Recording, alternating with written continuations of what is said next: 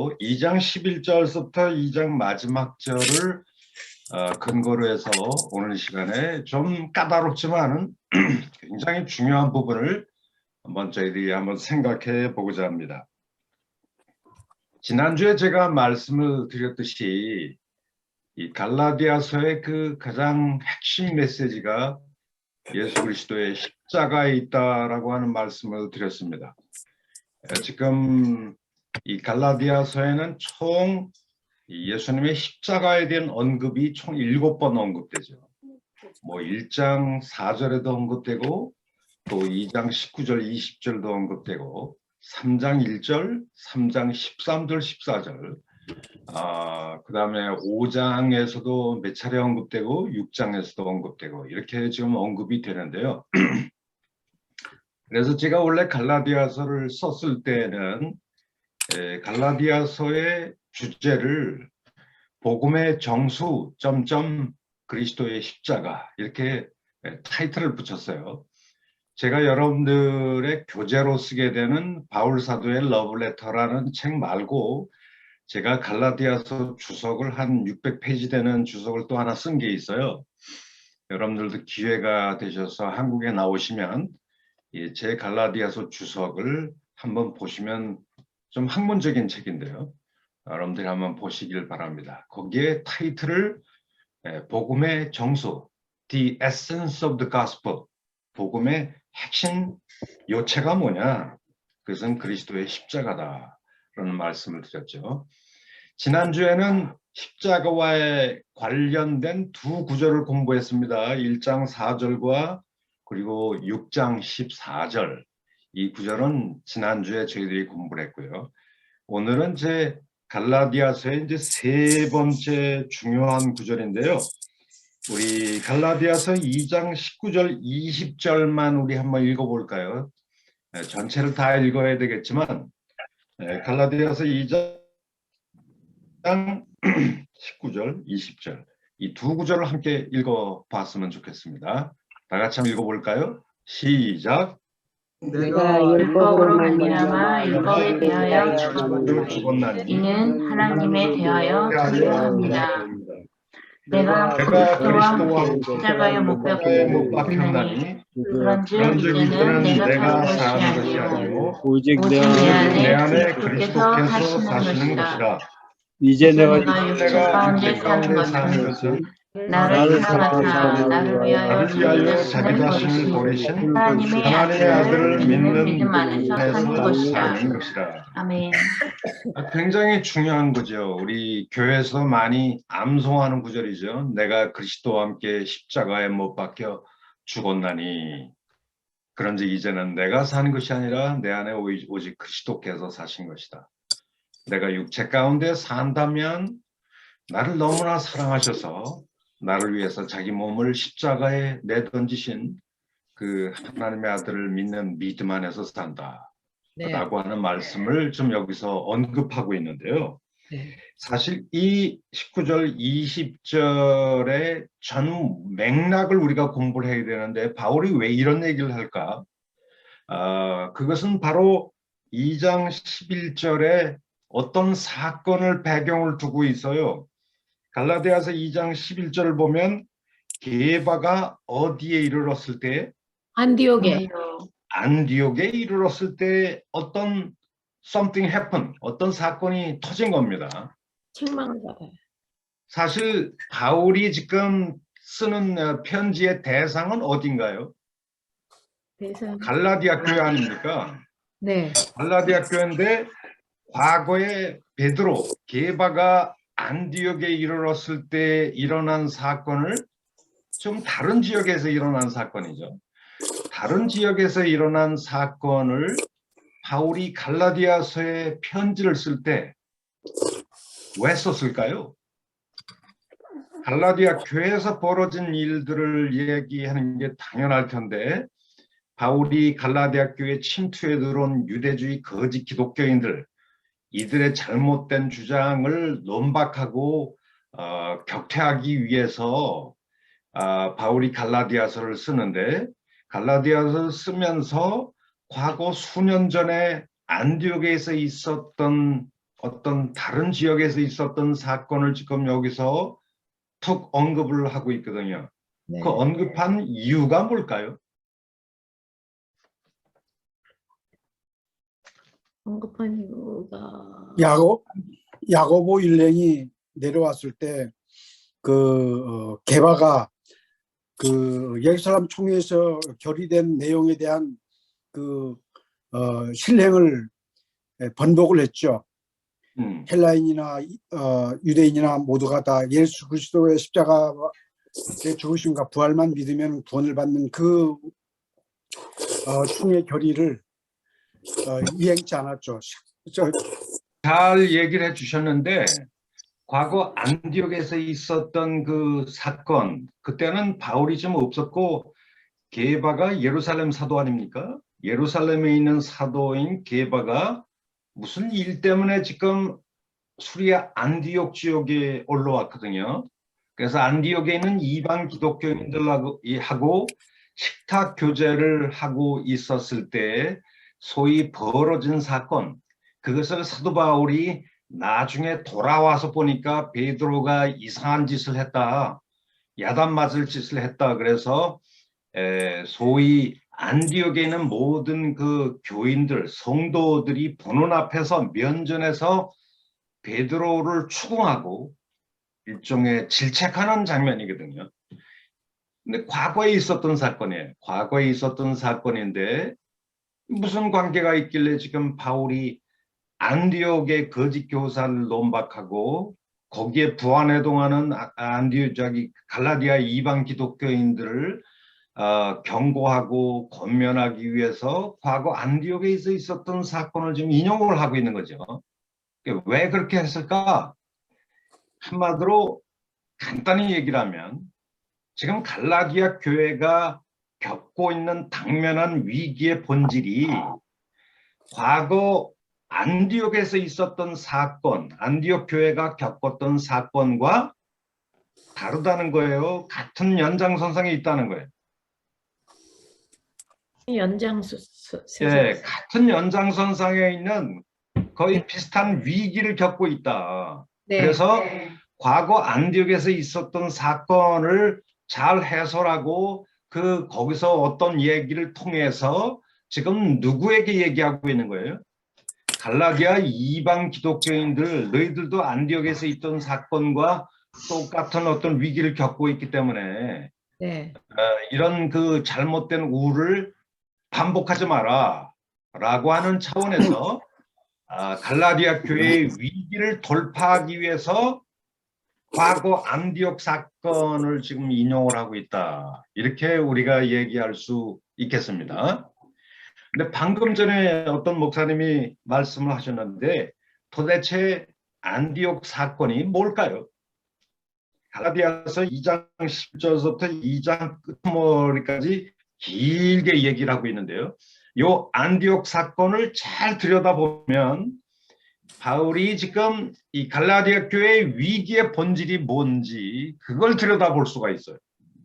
너무나 비슷한 사건이기 때문에. 그러면 오늘 안디옥 사건의 본질이 뭐냐, 이것을 우리가 좀 얘기하고 그 과정에서 지금 19절 20절 소위 십자가 신학, 바울 복음의 핵심 메시지인 십자가 메시지를 톡 하고 던지고 있어요. 그러니까 갈라디아 교회의 위기의 문제나 안디옥 사건의 위기의 문제를 돌파하기 위해서는 무슨 복음이 필요하다? 십자가의 복음이 필요하다. 십자가가 어떤 의미를 지닌 사건인 줄 알아? 라고 하는 것을 지금 갈라디아 이방 기독교인들에게 좀 상기, 리마인드를 시켜주고 있다. 뭐 이렇게 얘기할 수 있습니다. 그러면 2장 11절로 들어가서 안디옥 사건이 뭔지 조금 설명이 필요할 것 같아요. 2장 11절에 게바가 이렇게 돼 있는데요. 이 게바가 누굽니까? 베드로의 아람어식 이름이죠. 네. 그런데 이 게바가 안디옥에 이르렀을 때 사실 2장 1절부터 10절 사이에는 게바가 지금 어디 있었냐면 예루살렘의 중추적인 사도죠.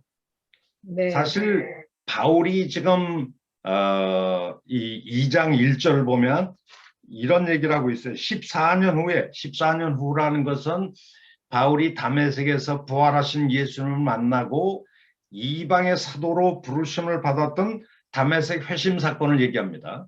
그 다메섹 회심 사건에 소위 있은 지 3년 만에 예루살렘을 한번 먼저 찾아갔어요.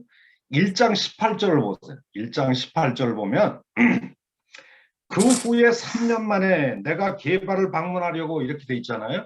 그 후라는 것은 다메섹 사건이 있은 이후에 3년이 지난 뒤에 베드로가 무슨 의도인지 예루살렘에 있는 게바를 찾아갔다는 거예요. 게바를 찾아가서 거기서 15일을 머물렀답니다.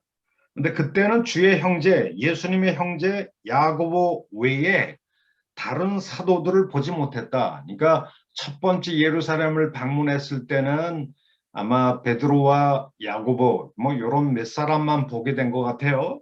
근데 네. 가게 된 이유가 뭐냐 하면 내가 게바를 방문하려고 이렇게 돼 있어요. 이 방문한다는 히스토레사이라는 그 히브리어 아니 헬라어는요. 누구를 찾아가서 이렇게 친분을 맺다. 누구와 친분을 맺기 위해서 찾아가다 그런 뜻을 가지고 있다고 그래요.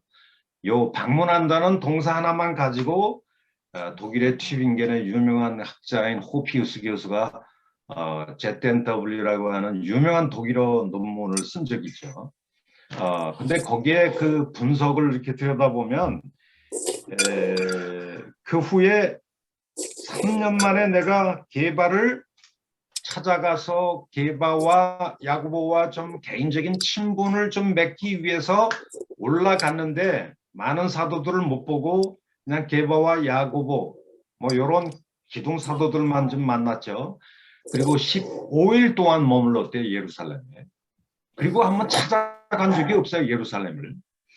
그러다가 2장 1절 보니까 그 후 14년 후에, 그러니까 앞에 3년 플러스 2장 1절에 14년 하면 총 몇 년이죠?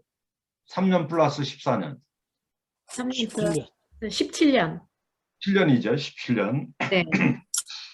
근데 뭐 만 17년은 아니고 약 한 16년 이렇게 돼요. 이 유대인들의 날짜 계산법이 좀 이렇게 내포적이라고 그래요. 우리 한국도 12월 31일 날 태어나서 그 다음 1월 1일이 되면 몇 살이죠? 1월 1일.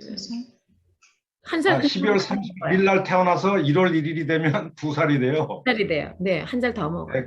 그러니까 그러니까 이 유대인들도 약간 그런 그 날짜 계산법이 있다고 그래요.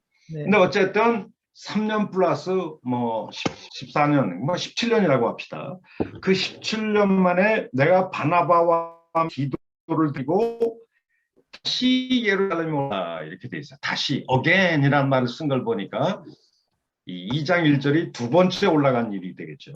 근데 왜 올라가느냐? 그 올라간 이유는 자기의 복음에 대해서 하도 헐뜯는 사람들이 많아가지고 자기의 복음을 일종의 예루살렘에 찾아가서 예루살렘 사도들에게 제시하려고, 제출하려고 이렇게 올라갔다고 그래요. 그래서 사실 그 예루살렘에 있는 이 사도들을 이제 여기 그 6절 보면은 이렇게 돼 있어요. 유력하다는 이들 중에 이렇게 돼 있는데 사실 그 여기 그 9절 말씀에도 2장 9절 보면 기둥같이 여기는 야고보와 게바 요한 이렇게 얘기하고 있어요. 기둥 같다. 그러니까 예루살렘 교회의 지도급 인사들이죠. 게바, 야고보, 요한 이렇게 세 사람을 찾아가서 사도 바울이 자기가 이방 가운데 전파하는 복음이 뭐가 문제가 있어? 나를 헐뜯는 사람들이 많은데 이 복음을 한번 봐주셔. 그러면서 제출을 했다. 이렇게 돼 있어요. 제출. 근데 이 예루살렘 사도들이 뭐 가장 연장자가 게바 아닙니까? 네. 뭐 이게 돋보기 안경을 딱 끼고 사도 바울이 뭐 비유적으로 얘기한다면 사도 바울이 이방 가운데 전파한다는 그 이신칭의 복음 있잖아요. 그 이신칭의 복음을 쭉 한번 살펴봤겠죠. 어? 그 살펴보는 과정에서 게바가 고개를 살래살래 흔들면서 내가 들은 대로 사람들이 자꾸 당신에 대해서 이렇게 공격하고 의심하고 그러는데 내가 들은 바대로 당신의 메시지가 복음 메시지가 좀 이상해. 뭐 이런 얘기 한마디만 했으면 어떤 일이 벌어졌을까요? 싸우겠죠. 뭐 이 사도 바울과 예루살렘의 게바를 비롯한 예루살렘의 유대 사도들과 뭐 어떻게 보면 쫙 갈라졌겠죠. 네, 사도 바울은 사실 자기가 자기의 복음을 다메섹에서 이 부활하신 예수님에게서 직접 계시로 받았다고 생각을 하고 있기 때문에 뭐 예루살렘 사도들이 좀 딴 얘기 한다고 해서 복음을 안 전할 사람이 아니거든요. 그러면 예루살렘 중심의 유대 기독교가 전하는 그런 메시지와 그리고 사도 바울이 전하는 그런 복음 메시지가 주류 비주류처럼 또 갈라지게 될 거 아니에요.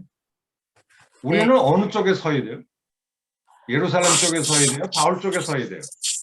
바울 쪽에 쪽에. 뭐 바울 쪽에 바울. 서야 되겠죠.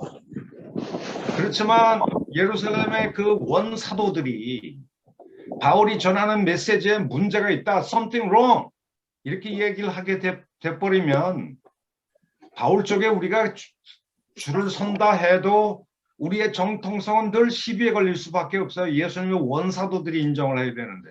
네. 그런데 문제는 사도 바울이 이렇게 두 번째 예루살렘에 올라가서 자기가 이방 가운데 전파하는 복음을 예루살렘 사도들에게 게바나 야고보나 요한에게 제출했을 때 2장 6절에 이런 말씀을 하고 있어요. 그 예루살렘 사도들이 내게 아무것도 더해준 게 없다. 쉽게 말하면 바울의 이신칭의 복음을 일종의 인준해 준 거죠. 그리고 9절 말씀에 이런 얘기를 합니다. 또 기둥같이 여기는 야고보와 게바와 요한도 내게 주신 그 은혜, 바울이 내게 주신 은혜라는 말을 이제 2장 9절에서 얘기할 때는 the grace given to me, 내게 주신 은혜를 얘기할 때는 바울의 사도직의 사명을 바로 이런 식으로 자주 표현을 해요. 네. 내게 주신 이 사도직의 은혜를 얘기하는 거죠. 그 내게 주신 사도직의 은혜를 알았다는 건 뭘까요? 인정했다는 거예요. 알아줬다는 거. 네.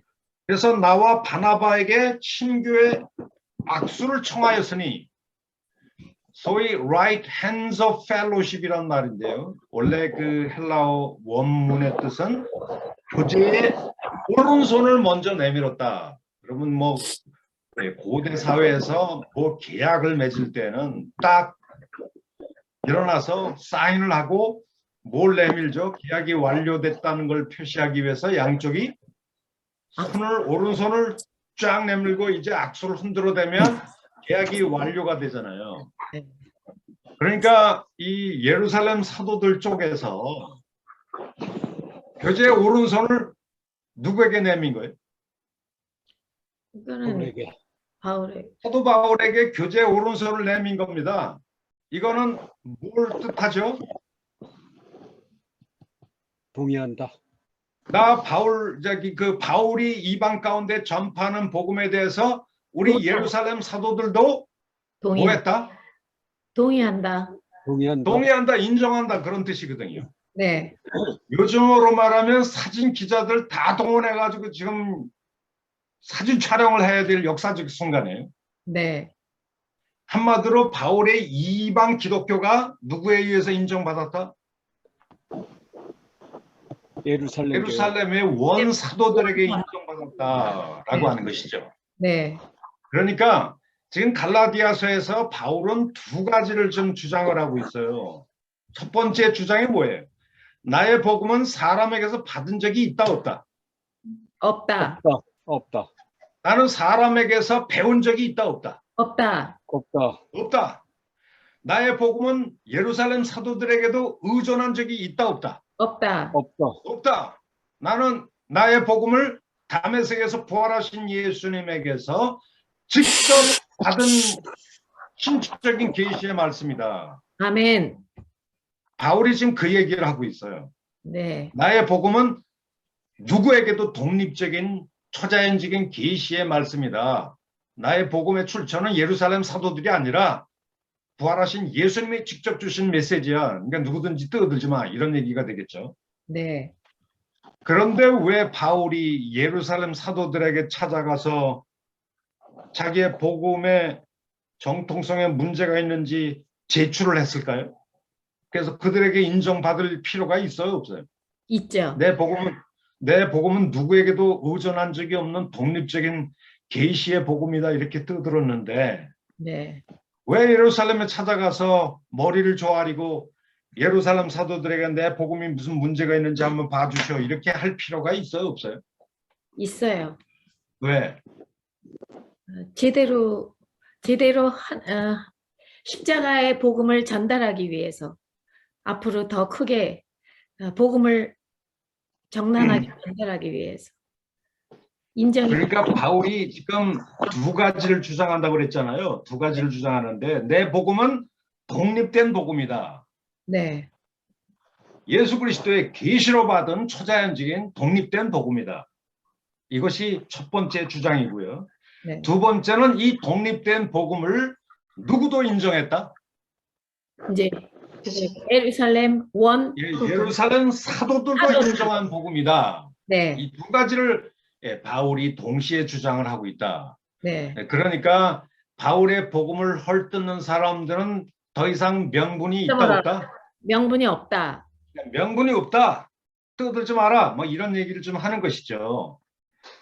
그래가지고 사실 두 번째 바울이 예루살렘에 갔을 때 그때 당시에 예루살렘의 중추적인 기둥 사도들이 3명이 언급되고 있잖아요. 네. 누가 언급되고 있죠? 게바, 예수님 동생 야고보. 예, 그다음에 세 번째 모르겠어요. 요한. 요한. 요한. 이 세 사람이 지금 예루살렘을 지키고 있었잖아요. 그렇죠? 네. 근데 11절, 2장 11절을 보세요. 얼마 전까지만 해도 게바가 예루살렘의 기둥사로 예루살렘에 있었는데 이 게바가 지금 11절에 어디에 올라와 있어요, 지금? 안디옥이에요. 왜 안디옥에 와 있을까요, 게바가? 게바가 쓸데없이 예루살렘이나 지키지. 사실은 안디옥 리더십들을 만나기 위해서. 안디옥의 리더십들을 만나기 위해서 아주 새로운 학설입니다. 근데 성경을 보면 게바가 안디옥에 특별히 올라와야 될 이유가 별로 없는데 사도행전을 가만히 읽어보면 이 스테반 집사의 순교 사건 때문에 네네네. 스테반 순교 사건 때문에 스테반이 순교를 당했잖아요. 네. 그 순교를 당한 것 때문에 예루살렘에 엄청난 핍박이 몰아닥친 적이 있어요. 근데 그 핍박이 몰아닥치니까 예루살렘에 있는 사도들이 야고보 외에는 다른 사도들은 다 주변 지역으로 흩어진 거예요. 아마 예루살렘의 성도들도 막 흩어지기 시작한 것 같아요. 그래서 이쪽 저쪽 막 흩어지기 시작을 했는데 아마 그 핍박을 피해서 게바가 지금 북쪽으로 올라오다가 지금 어디에 도착을 했다고요? 안디옥에 도착을 하게 된 거죠.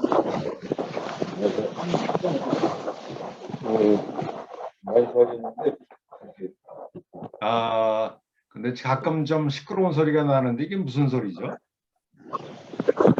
음소거를 하신 상태에서들 뭘 하셔야 되는데 음소거를 안 하고 안 하니까. 막 움직이니까 그 소리가 거기 들리는 거예요. 그렇구나. 특히 마이크하고 접촉이 되면서.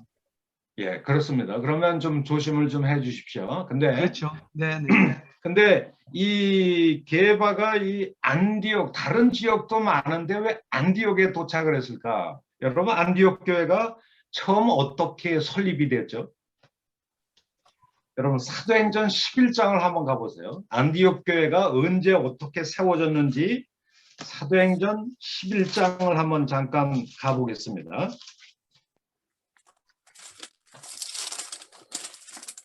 최초. 자, 여기에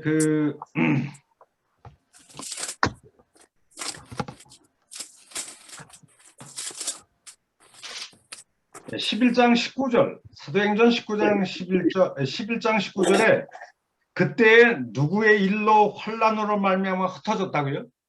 스데반. 스데반. 스데반의 일로, 스데반이 이제 순교를 당해가지고 예루살렘에 엄청난 환란이 불어닥치니까 그 핍박을 피해서 주변으로 막 흩어진 사람들이, 예루살렘의 유대 기독교인들이 주변으로 흩어졌는데 흩어진 사람들이 어느 지역으로 갔어요? 베니게와 그 다음에 수지아 안디옥. 구브로와 그 다음에 어느 지역이 나와요? 19절에 11장 19절 안디옥. 안디옥. 안디옥에 이르렀다. 그러니까 이 안디옥이 최초로 세워진 것은 이 스데반 사건으로 흩어진 예루살렘의 성도들이 여기저기 흩어지다가 뭐 베니게도 가고 구브로도 가고 어떤 사람은 이제 안디옥에 이르러 처음에는 유대인들에게만 말씀을 전했어요. 이 사람들이. 근데 그 중에 구브로와 구레네 몇 사람이 무슨 일이 하냐면 안디옥에 이르러 헬라인에게도 이상하게도 이방인에게 복음을 전했는데, 근데 문제는 그냥 어떻게 뭐 하나님의 섭리겠죠. 우연하게 처음에는 유대인들에게만 복음을 전하다가 헬라인에게 우연찮게 복음을 전했는데 이 복음의 메시지를 이 안디옥에 있는 이방 헬라인들이 엄청나게 억수로 환영을 하는 거예요. 수많은 사람들이 믿고 죽게 돌아오더라. 이렇게 된 겁니다. 네. 그러니까 예루살렘에 그러니까 이 안디옥 교회의 실질적인 뿌리는 어디에 그러면? 예루살렘. 예루살렘. 예루살렘 교회가 세운 거죠. 어떻게 보면 핍박을 네. 피해서 왔지만. 네. 그래서 지금 안디옥 교회가 세워졌는데 이 안디옥 교회가 그냥 이방 기독교인들로 꽉 차고 그냥 복음을 믿는 사람이 많다고 하니까 22절에 누가 이 소문을 듣고 예루살렘에 있는 교회. 예루살렘 교회가 이 사람들의 소문을 듣고 바나바를 안디옥에 파송을 하게 됩니다. 왜 바나바를 파송을 했을까요? 이방 기독교인들에게 지도자가 없잖아요. 네. 그러니까 예루살렘 교회가 바나바를 파송을 해서 안디옥의 이방 기독교인들을 좀 목회를 좀 해라, 좀 목양을 좀 해라, 이렇게 한 것이죠. 네. 그래가지고 바나바가 혼자 일을 하다가 이게 안디옥 교회가 점점 커지니까 바나바가 누구를 데려온 겁니까? 다소에 있는 요한인가? 바울. 이삭을 데려오니까 바나바가 누구를 찾으러? 바울. 그때는 이제 사울이라고 하는 이름을 가진 사람을 찾으러 다소에 가서 다소에서 누구를 데려옵니까? 이때는 아마 이 바울이 예수를 믿고 난 이후 같은데, 그래서 이 사도 바울이 합류한 교회가 지금 무슨 교회라고요? 안디옥 교회. 안디옥 교회. 그리고 이제 안디옥 교회가 이제 소위 사도 바울을 주파성 선교사로 만들어서 1차 전도행, 2차 전도행, 3차 전도행의 아지트 역할을 한 교회가 이 안디옥 교회입니다. 그리고 안디옥 교회가 유명한 것은 이때부터 소위 유대 기독교인들뿐만 아니라 이방 기독교인들까지 합쳐진 혼합된 총진교회죠. 그 이전에는 교회는 오직 누구밖에 없었어요? 예루살렘. 예루살렘의 교회밖에 없었는데 다 100% 누구였죠? 유대교. 유대인뿐이었죠. 유대 기독교인들 뿐이었는데 이 핍박을 피해서 소위 이방 교회로 넘어가기 시작한 아주 굉장한 중요한 전환기 교회가 안디옥 교회. 그때부터는 교인들이 예루살렘에 유대 기독교인들만 있는 게 아니라 누구도 대거 들어오기 시작해요. 이방인. 헬라인. 이방 기독교인들이 들어오기 시작하면서 음. 이들을 소위 별명을 붙이기를 그리스도인이라는 말이 이제 이때부터 처음 붙여지기 시작한 거죠. 네. 자, 그러면 이 안디옥 교회의 모교회는 어딜까요? 오교는 예루살렘. 이슬람. 원래 예루살렘. 안디옥 교회의 뿌리가 어디서 온 사람들이에요? 예루살렘. 예루살렘 교회가 모교회죠. 네. 그리고 안디옥 교회가 뭐 이렇게 정말 이 하나님을 믿는 헬라인들이 많아진다 그러니까 예루살렘의 사도들이 누구를 또 목회자를 파송한 거예요? 바나바. 바나바를 또 파송을 했거든요. 그러니까 사실 이 예루살렘 교회와 안디옥 교회는 뭐 모교회와 지교회 역할을 하는 교회이기 때문에 서로 왕래도 많고 목회자도 파송하고 무슨 일이 있으면 금방 예루살렘 교회 보고도 되고 막 이런 상황의 교회다 이렇게 말할 수 있을 것 같아요. 아시겠습니까? 네. 자, 그런데 방금 전에 게바가 예루살렘에 있었는데 지금 무슨 뭐 스데반 순교 사건 때문에 핍박이 엄청나게 불어닥치니까 베드로도 피신했을 거 아니에요? 피신해서 여기저기 여행을 하다가 드디어 어디에 도착을 했다고요? 안디옥에 도착을 하게 된 거죠. 네. 사실 베드로가 안디옥에 오는 거는 자연스럽다고 볼 수 있어요. 어느 교회를 온 거예요? 이 모교회의 사도인 모교회 목사님인 게바가 자기 지교회를 찾아온 셈이니까요.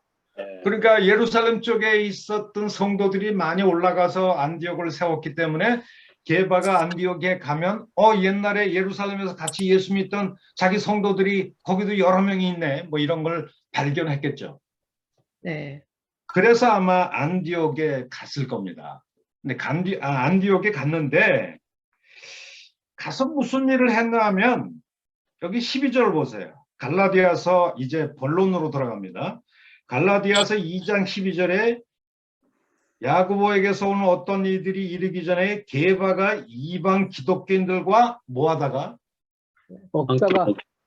함께 먹다가 이렇게 대합니다. 함께. 그러니까 초대교회는 소위 공동체 식사를 많이 했어요. 예배를 끝난 다음에 그 네. 예배 중에도 식사를 좀 했는데 사실 요즘 우리가 이 성만찬이라는 걸 하잖아요. 네. 초대교회 성만찬과 오늘날 우리의 성만찬이 조금 다르죠. 오늘날 우리는 성만찬을 어떻게 합니까? 예배 중에 소위 그 빵도 잘잘잘잘 잘라가지고 한 거. 잔도 포도잔도 전부 다 그냥 조그만 잔으로 이렇게 해가지고 네. 제가 영국에 갔더니 잔이 여러 개가 있는 게 아니라 큰 머그잔에다가 포도주를 넣어서 흰천을 가지고 조금 마시고 닦아주고 같은 잔을 돌려가면서 온 교인이 마시더라고요. 네. 그러니까 이게 예수 그리스도의 한 피에서 우리가 함께 마신다는 그런 뜻인 것 같아요. 네. 빵도 한 덩어리의 빵을 가지고 조금씩 놓아 먹어. 현장에서 뚝 잘라서 그걸 가지고 조금씩 한 떡에서 띄어서 먹어요. 그래서 우리가 한 몸이다라고 하는 걸 상징하는 것 같아요. 근데 우리는 교인들이 많다 보니까 뭐 칼로 잘잘잘 잘라가지고 이렇게 나눠주다 보니까 한국 교회가 이렇게 분열이 심한가 봐. 그러네요. 그런 거 같네요. 칼로 칼질해가지고 나눠주니까. 칼같이. 근데 제가 지금 말씀드리려고 하는 것은 초대교회는 이 성만찬이 오늘날처럼 우리가 상징하는 상징적인 식사가 아니라 실제 식사예요. 네. 그러니까 온 교인이 공동체 실제 식사를 하면서 거기서 떡을 떼고 포도주잔을 나누고 그리고서 나눠 마시고 그리고 함께 식사에 들어가는 거죠. 그러니까 소위 성만찬이라는 식사가 따로 있고 공동체의 실제 식사가 따로 있는 게 아니라 같이 붙어 있었어요. 그러니까 그때에 이 두 식사가 이제 나눠지기 시작하는 거죠. 근데 이 게바가 사실 이 초창기에 안디옥에 이르렀을 때 아마 이방인들과 함께 공동체 식사를 했겠죠. 네. 공동체 식사를 할 때에 12절에 보니까 야고보에서 온 어떤 이들이 찾아왔다 이렇게 돼 있어요. 찾아왔는데 그들이 도착했다는 말을 듣고 게바가 이방인과 함께 먹다가 그들이 도착했다는 말을 듣고 그가 할례자들을 따라잡시다. 두려워하여 두려워하여 떠나 물러갔다. 떠나 물러갔다. 올라갔다. 그러니까 베드로가 지금 이방 기독교인들과 함께 공동체 식사를 하다가 왜 야고보에게서 온 사람들이 지금 막 도착해서 들어온다는 말을 듣고 회랑간 겁이 나가지고 뒷문으로 그냥 스르르 빠져나간 사건이거든요, 이게. 그러니까 함께 이방 기독교인들과 함께 식사하다가 나 잠깐 화장실 갔다 올게 그러면서 쓱 그냥 뒷문으로 빠져나간 사건이에요. 바로 이 사건을 나중에야 발견하고 베드로가 원래 안디옥의 주파성 선교사 아니에요. 그러니까 1차, 2차 돌아다니다가 나중에 와서 게바 형님이 이상한 짓을 했다라는 말을 듣고 사실 14절 말씀해 보세요.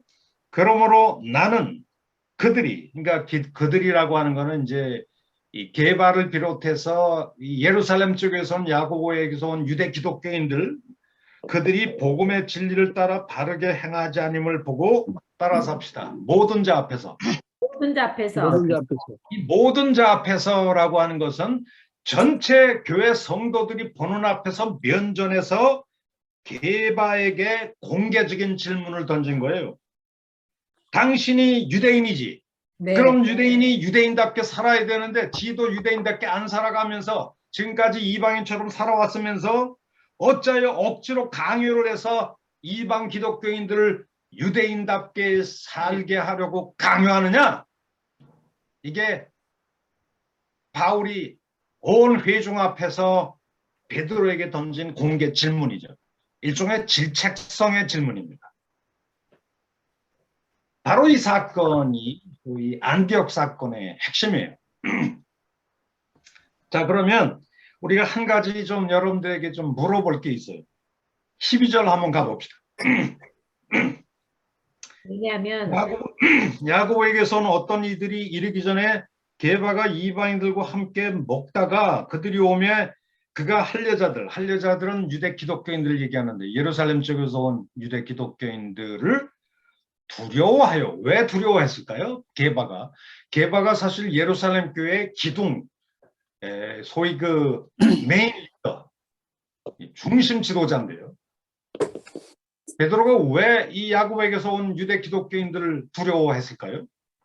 비판받을까 봐요. 자기가 이방인들하고 식사를 같이 하니까. 뭐 식사하는 게 뭐가 잘못됐다고. 여러분들이 저하고 뭐 식사한다고 그게 뭐 책 잡힐 일이 있나요? 할례 받지 않는 사람들과 식사하는 것은 이방인들과 식사하는 것 유대인들에게 자체가 있어서는 네. 유대인들과 식사하는 것은 용납이 안 됐습니다. 예, 할례 받지 않은 이방인들하고 식사하는 것이 왜 용납이 안 됐을까요? 그들이 구원하고 문제가 우상 있었기 숭배한 때문에 음식들을 안 먹으니까. 하는 거니까요. 예. 부패한 음식을 가려서 먹으면 될 거 아니야. 아니, 부정한 음식 안 가려서 먹으면 될 거 아니야. 그러는 것을 이건 당대 유대교가 어떤 종류의 종교인가를 우리가 좀 이해를 해야 되는데요. 자기는 사실 유대인들은 레위기나 민수기나 뭐 이런 구절들을 보면 소위 먹을 수 있는 정한 깨끗한 음식, 정한 음식이 있고 먹지 말아야 될 부정한 음식이 있어요. 우리 한국 사람들이 먹는 음식의 상당수가 다 부정한 음식이에요. 예를 들면 뭐 삼겹살 좋아하잖아요. 저도 좋아하는데. 전 돼지고기 유대인들은 돼지고기 삼겹살을 아주 부정한 음식으로 보죠. 제가 안 먹어요. 네. 뭐 독수리 고기, 토끼 고기, 뭐 이런 안 먹어요. 뭐 번데기, 아유, 뭐 먹어요. 다 부정한 음식이죠. 안 먹습니다. 오늘날의 그 이스라엘 사람들도 그 음식법, 코셔법이 있어요. 그래서 한국에 라면을 수입하지 못하게 합니다. 음식법에 저촉된다고. 어, 오늘날 이스라엘이 한국의 라면을 수입을 못하게 해요. 왜 그런 줄 아세요? 라면을 딱 뒤집어 보면 뒤에 돼지 기름 몇 프로 이렇게 섞여 있어요. 네. 그러니까 돼지 기름이 섞여 있다. 이건 부정한 음식이다. 그래가지고 수입을 아예 못해요. 근데 한국 선교사님들이 먹고 싶어서 한국에서 몰래 진 가방 속에 라면을 숨겨두고 그리고 공항을 통과해서 먹는 사람들이 있다고 그러더라고요. 근데 공개적으로 아무 데도 라면 파는 데가 없어요. 어, 뭐 그만큼 유대인들은 깨끗한 음식이 있고 부정한 음식이 있어요. 뿐만 아니라 사람도 같이 먹을 수 있는 사람이 있고 같이 먹으면 안 되는 사람이 있어요. 소위 같이 먹으면 안 되는 사람들이 누굴까요? 이방인들. 사람들이 왜 이방인들을 하고 같이 공동 식사를 하면 안 되죠? 뭐 이렇게 아브라함의 혈통이 아니기 때문에. 단순히 그런 뜻이 아니고요. 이방인들은 원래 부정한 우상 숭배자들이에요. 여러분들 그걸 어떻게 알 수 있냐 하면 고넬료 사건 여러분 아시죠? 사도행전 11장에 보면 게바가 요바에서 이렇게 기도하고 다락방에서 기도하고 있는데 게바가 환상 중에 기도하는 중에 환상 중에 큰 보자기가 하늘에서 내려오는 거 여러분 알고 계시죠? 거기에 뭐가 들어있었어요? 보자기 속에 부정한 짐승들. 온갖 부정한 짐승들이 가득 들어있었는데 하나님이 베드로에게 너 이거 잡아먹으라 그러니까 베드로가 뭐라 그랬죠? 저는 어릴 때부터 이런 부정한 음식을 부정한 짐승을 잡아먹은 적이 없습니다. 나는 율법대로 성실한 유대인으로 살았습니다. 이런 얘기 아니겠어요? 네. 그런데 내가 이미 깨끗하게 했으니까 잔소리 말고 잡아먹어. 뭐 이런 얘기를 하나님이 하셨는데 거기 보자기에 들려진 이 부정한 짐승들이 누구를 상징하는 겁니까? 이방인들. 이방인들을 상징한단 말이죠. 네. 그러니까 이방인들은 원래 부정한 우상 숭배자들인데 네. 그 부정한 사람들이 차려놓은 음식을 유대인들이 먹으면 어떻게 되죠? 자기도 부정해지지 뭐 그냥. 자기도 부정해져요. 네. 네. 일단 부정해지면 성전 예배에 참여하는 게 불가능해요. 교제가 끊어진다는 거예요. 하나님과의 교제가. 특별하게 뭐 이렇게 한 일주일 정도 부정해진다고 생각을 하기 때문에 유대인들은 부정한 음식을 절대 먹지 않습니다. 그리고 부정하다고 생각되는 이방인들이 차려놓은 음식도 절대 먹지 않아요.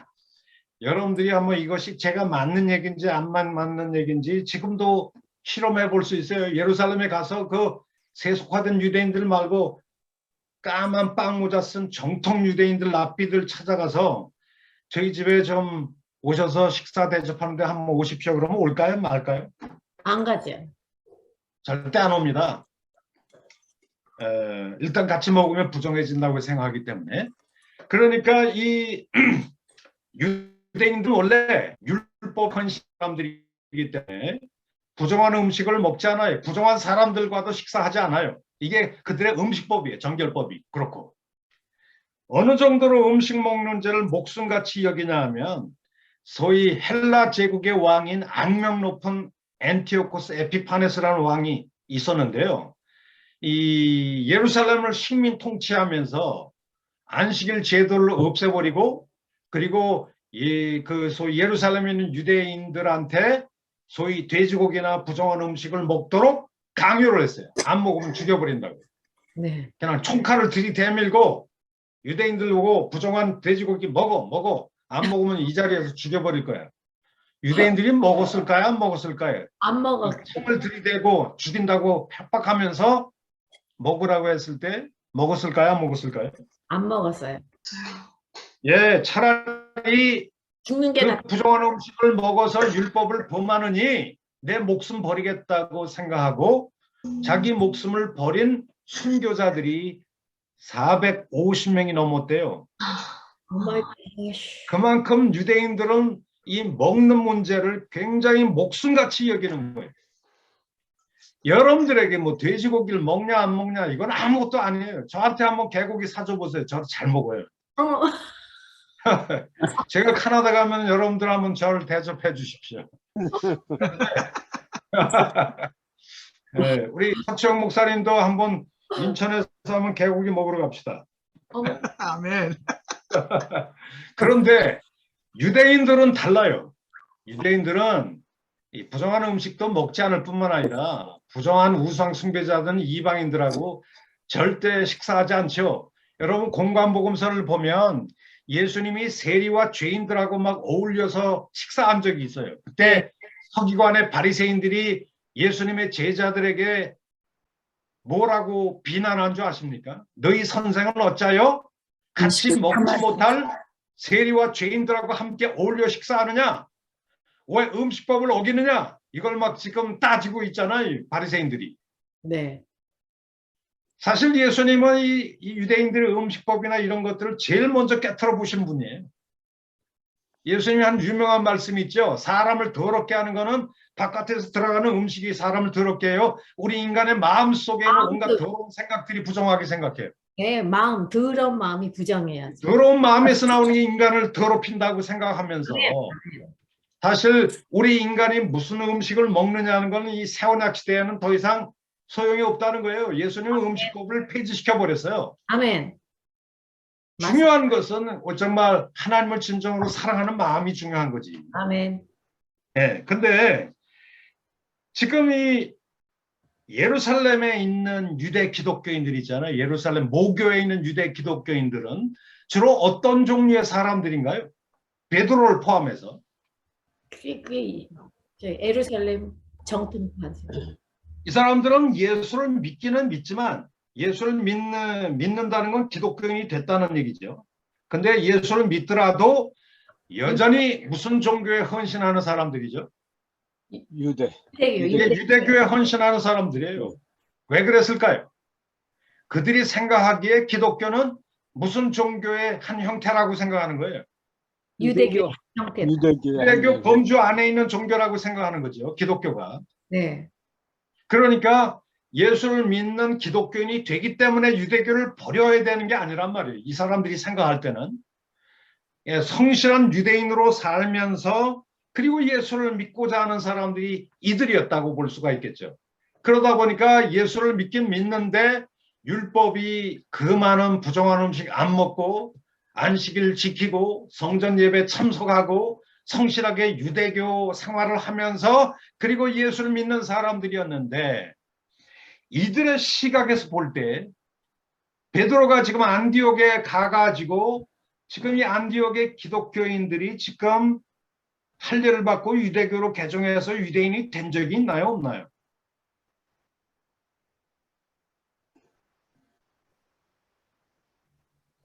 안디옥의 이 그 기독교인들이 이방 없어요. 기독교인들이 할례를 받고 유대교로 개종한 적이 있어요? 없어요? 없어요. 없죠. 없어요.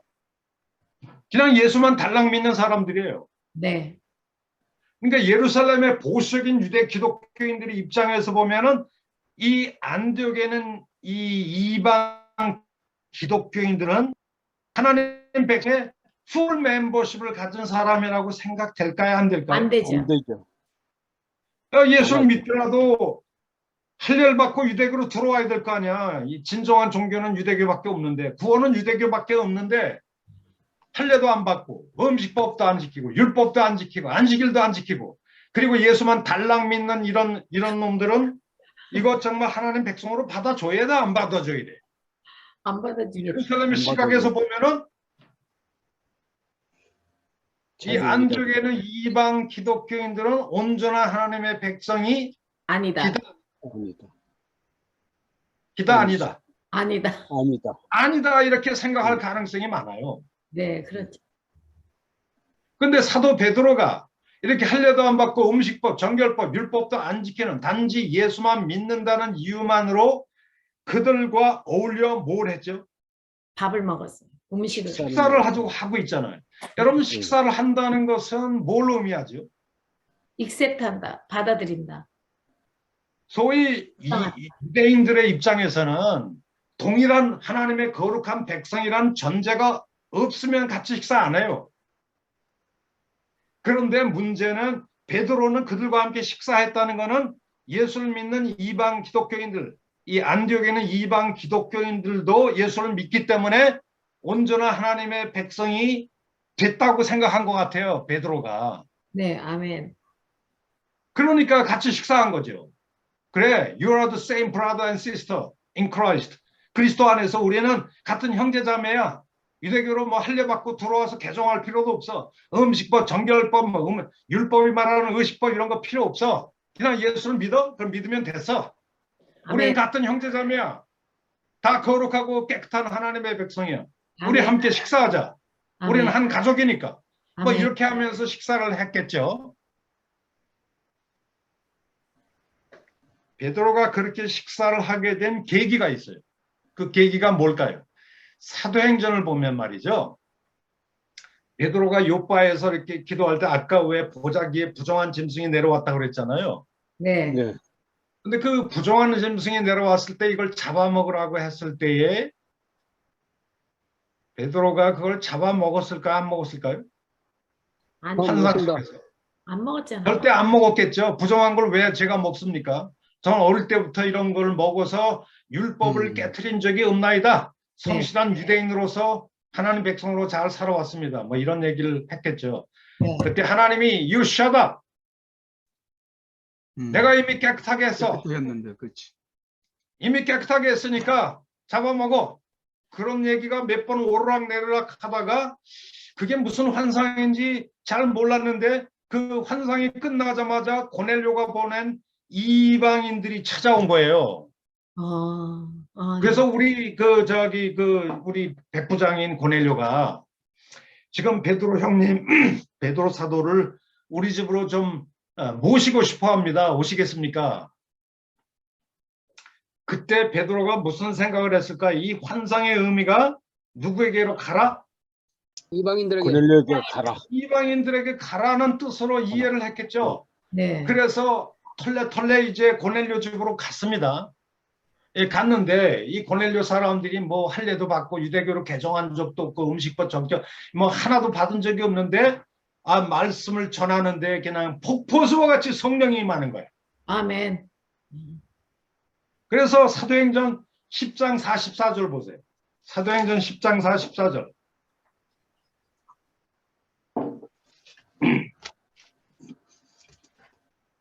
예, 사도행전 10장 44절을 보면은 베드로가 이 말을 할 때에 이게 복음의 말씀을 전할 때에 성령의 말씀을 듣는 모든 이방인들에게 내려오시니 네. 베드로와 함께 온 할례받은 예루살렘의 유대 기독교인들이 따라서 합시다. 이방인들에게도 이방인들에게도 요 말의 중요한 강조점이 뭔지 아세요? 이방인에게 도라는 말이에요. 이방인에게도 성령 부어주심으로 말미암아 따라서 합시다. 논란이. 논란이. 왜 놀랍니까? 지가 은혜 끼쳐놓고 지가 놀래요? 우리 소 목사님 부흥회 가서 막 은혜 끼쳐가지고 막 그냥 폭포수같이 은혜가 임하면 소 목사님이 나가 자빠집니까? 놀래가지고. 예, 가끔 그럽니다. 성령이 없어요. 가끔 그럽니까? 정말 대단하십니다. 자기가 은혜 끼쳐놓고 막 은혜가 임하니까 자기가 놀래고. 여러분, 베드로의 입장에서 볼 때, 예루살렘에 있는 유대 기독교인들의 입장에서 볼 때, 왜 이방인에게 더 성령이 임하는 걸 보고 왜 지들이 놀랐을까요? 이방인에게는 임하지 않을 거라고 생각했겠죠. 이방인은 부정한 존재들인데 예. 성령은 거룩한 성령 아니에요. 아멘. 거룩한 성령은 부정한 이방인들에게는 임할 수 없다. 없다라고. 그렇죠. 이건 누구의 생각이에요? 베드로의 생각. 아니, 그 이방인 유대인들의 생각이죠. 유대인들의 유대인들이 생각이죠. 네. 근데 이런 유대인들의 이 전통적인 이 생각을 깨버렸어. 완전히 뒤집어 놓은 사건이 이게 고넬료 집안의 성령이 임한 사건이에요. 네. 할례도 안 받았어요. 율법을 지킨 것도 없어요. 유대교로 뭐 개종한 적도 없는데 단지 복음의 말씀을 믿는 그 믿음 하나만을 보시고 하나님이 성령을 쏟아 부어 주신 거예요. 그렇다면 이방인들도 믿기만 하면 성령 부어 주셨다. 성령 부어 주셨다는 것은 하나님이 그들을 정결한 하나님의 백성으로 받아주신다는 뜻 아니에요. 아멘. 네. 그러면 하나님이 정결한 백성으로 받아주셨다면 베드로가 그들과 식사하는 걸 꺼릴 필요가 없죠. 없어진 거예요. 같은 하나님 백성인데. 네. 그때서야 이 베드로가 고넬료 사건을 통해서 이방인들도 믿기만 하면 하나님이 성령 쏟아 부어주시고 생명을 얻는 회개를 주시고 그들을 정결케 하시고 그리고 하나님의 거룩한 백성으로 받아주신다. 이것을 고넬료 사건을 통해서 깨달은 거죠. 네. 이걸 깨닫고 나서 나중에 사도행 갈라디아서 2장 11절에 지금 어디로 올라온 거예요 지금? 안디옥. 안디옥에 왔잖아요. 네. 네. 그러면 안디옥에는 이방 기독교인들도 할례도 받지도 않고 아무것도 안 받았는데 예수를 믿는다고 하니까 그들과 거리낌 없이 뭘 먹게 된 거예요. 음식을 먹게 된 거. 식사를 같이 하게 음식을 먹게 된 거죠. 왜 네. 먹게 됐을까요? 과거에 무슨 사건에 교훈을 받아서 그렇게 된 거예요? 고넬료 사건. 사건에 성령이 임한 네, 것. 고넬료 사건의 배경에서 볼 때 그럼 예수 믿어. 그러면 하나님이 너희들도 하나님 백성으로 정결한 백성으로 받아주셨네. 그럼 우리 Let's eat together. 같이 먹읍시다. 그러면서 식사한 거예요. 아멘. 그러니까 베드로는 요때 안디옥 사건 때만 해도 하나님의 백성이라는 것은 누구도 하나님 백성이 될 수 있다. 이방인도. 이방인도 할례 안 받아도 된다. 오케이. 응. 안식일 안 지켜도 된다. 율법을 안 지켜도 상관없다.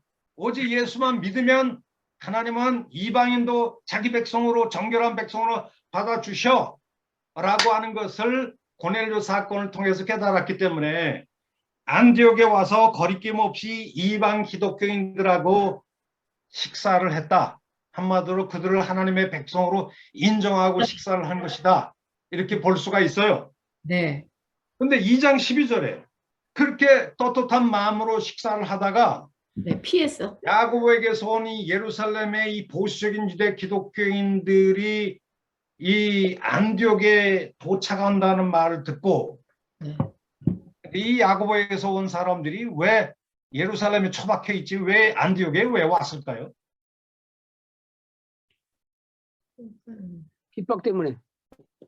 아니요. 아니 그게 아니라 여기 야고보에게서 온 어떤 이들이 안디옥에 이르렀다고 그랬잖아요. 야고보에서 온 어떤 사람들이 그거는 지금 예루살렘의 지금 실세 사도가 누구예요?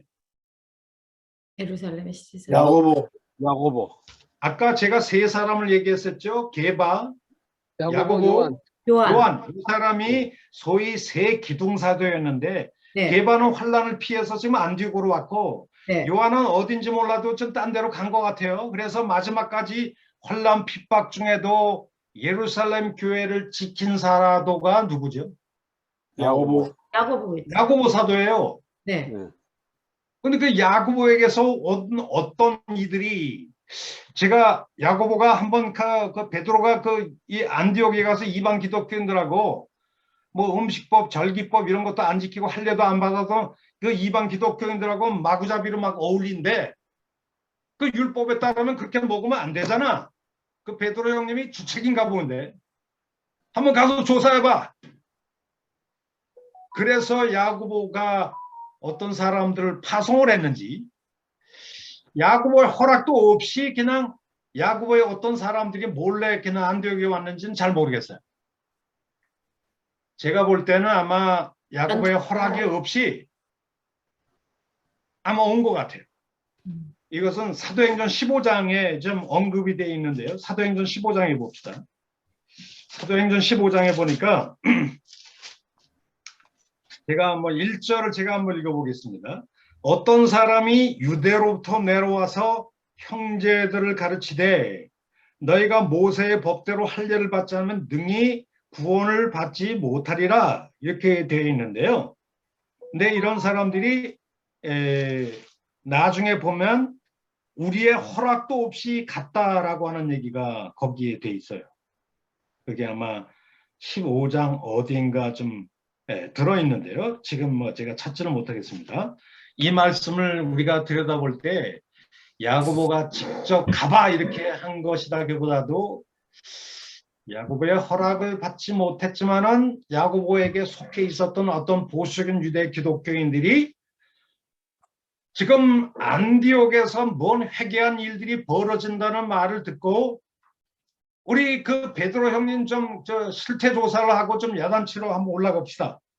그래서 예루살렘 쪽에서 이 사람들이 우르르 몰려온 것 같아요. 누구를 야단치려고? 베드로. 예, 베드로를 야단치기 위해서 왔겠죠. 네. 그 예루살렘 교회 성도들이 왜 안디옥에서 베드로가 이방 기독교인들을 식사한다는 소문을 듣고 자극을 받았을까요? 뭐 이방인도 하나님의 백성으로 인정하는 게 싫어서 그러겠죠. 단순한 뭐 그런 얘기라기보다도 이방 기독교인들도 뭐 예수를 믿고 기독교인이 될 수 있어. 그러나 그 예수만 믿어서는 안 되고 단지 뭘 받고 유대교로 개종해야 된다. 할례를 할례. 받고. 할례를 받고 유대교로 들어와서 그리고 예수를 믿어야지. 네, 네. 그리고 뭐 유대인처럼 살면서 음식법도 지키고 그러면서 왜 유대교가 유일한 합법적인 종교인데 유대교 울타리 안에 바깥에서 그냥 예수만 달랑 믿는 거 그거 소용없어. 이런 보수적인 생각들을 많이 했을 가능성이 많아요. 그런데 어쨌든 간에 이 야고보에게서 온 이들이 아마 예루살렘 쪽에서 온 사람들인데 이 사람들이 입장에서 볼 때는 이런 생각을 한 것 같아요. 베드로에 대해서 상당한 불만이 있었겠죠. 그래도 안디옥 교회가 예루살렘 교회가 세운 지교회인데 베드로 형님이 율법도 지키지도 않고 그렇게 마구잡이로 이방 기독교인들과 함께 막 어울린다는 말을 듣고 그 소문이 흘러 지금 예루살렘 쪽에도 전달이 돼가지고 예루살렘에 있는 보수적인 유대 기독교인들이 많이 좀 술렁거리고 있다고. 베드로의 그 이상한 회개망측한 행동 때문에 예루살렘 쪽에서 이 보수적인 유대인들 사이에 기독교 선교가 잘 안 돼. 베드로의 그 이상한 행동 때문에. 당신의 그 철없는 행동 때문에 지금 예루살렘 쪽에서의 전도가 잘 안 된다. 전도의 길이 막혀가지고. 전부 다 손가락질하고 앉아있어 지금. 베드로가 말이야. 지도 유대인이면서 이방인들하고 막 어울리고 식사하고 음식법 어기고 정결법 어기고 막 이런 소위 그 불만이 예루살렘 쪽에 아마 있었겠지. 그래서 한번 가서 조사해봐. 베드로가 무슨 짓 하고 있는지. 그래서 아마 씩씩거리면서 그래 예루살렘 사도들이 지금 안디옥에 우르르 여러 명이 몰려온 거죠. 조사하려고.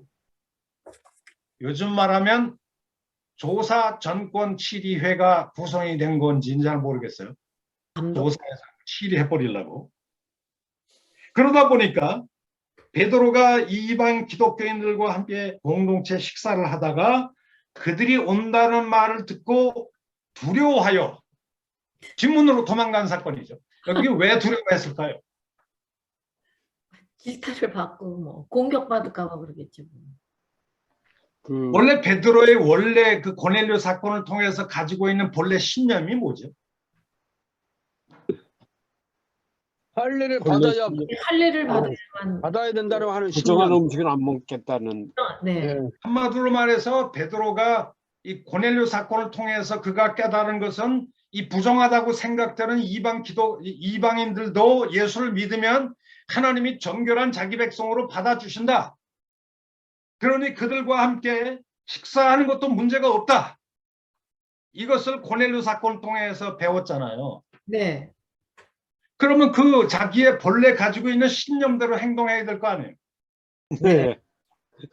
그런데 지금 와서 식사하다가 두려움 때문에 뒷문으로 도망갔다고 하는 것은 아주 비겁한 행동 아닙니까? 그래서 13절 한번 보세요. 갈라디아서 2장 13절에 남은 유대인들도 게바와 같이 따라 삽시다. 외식함으로. 외식함으로.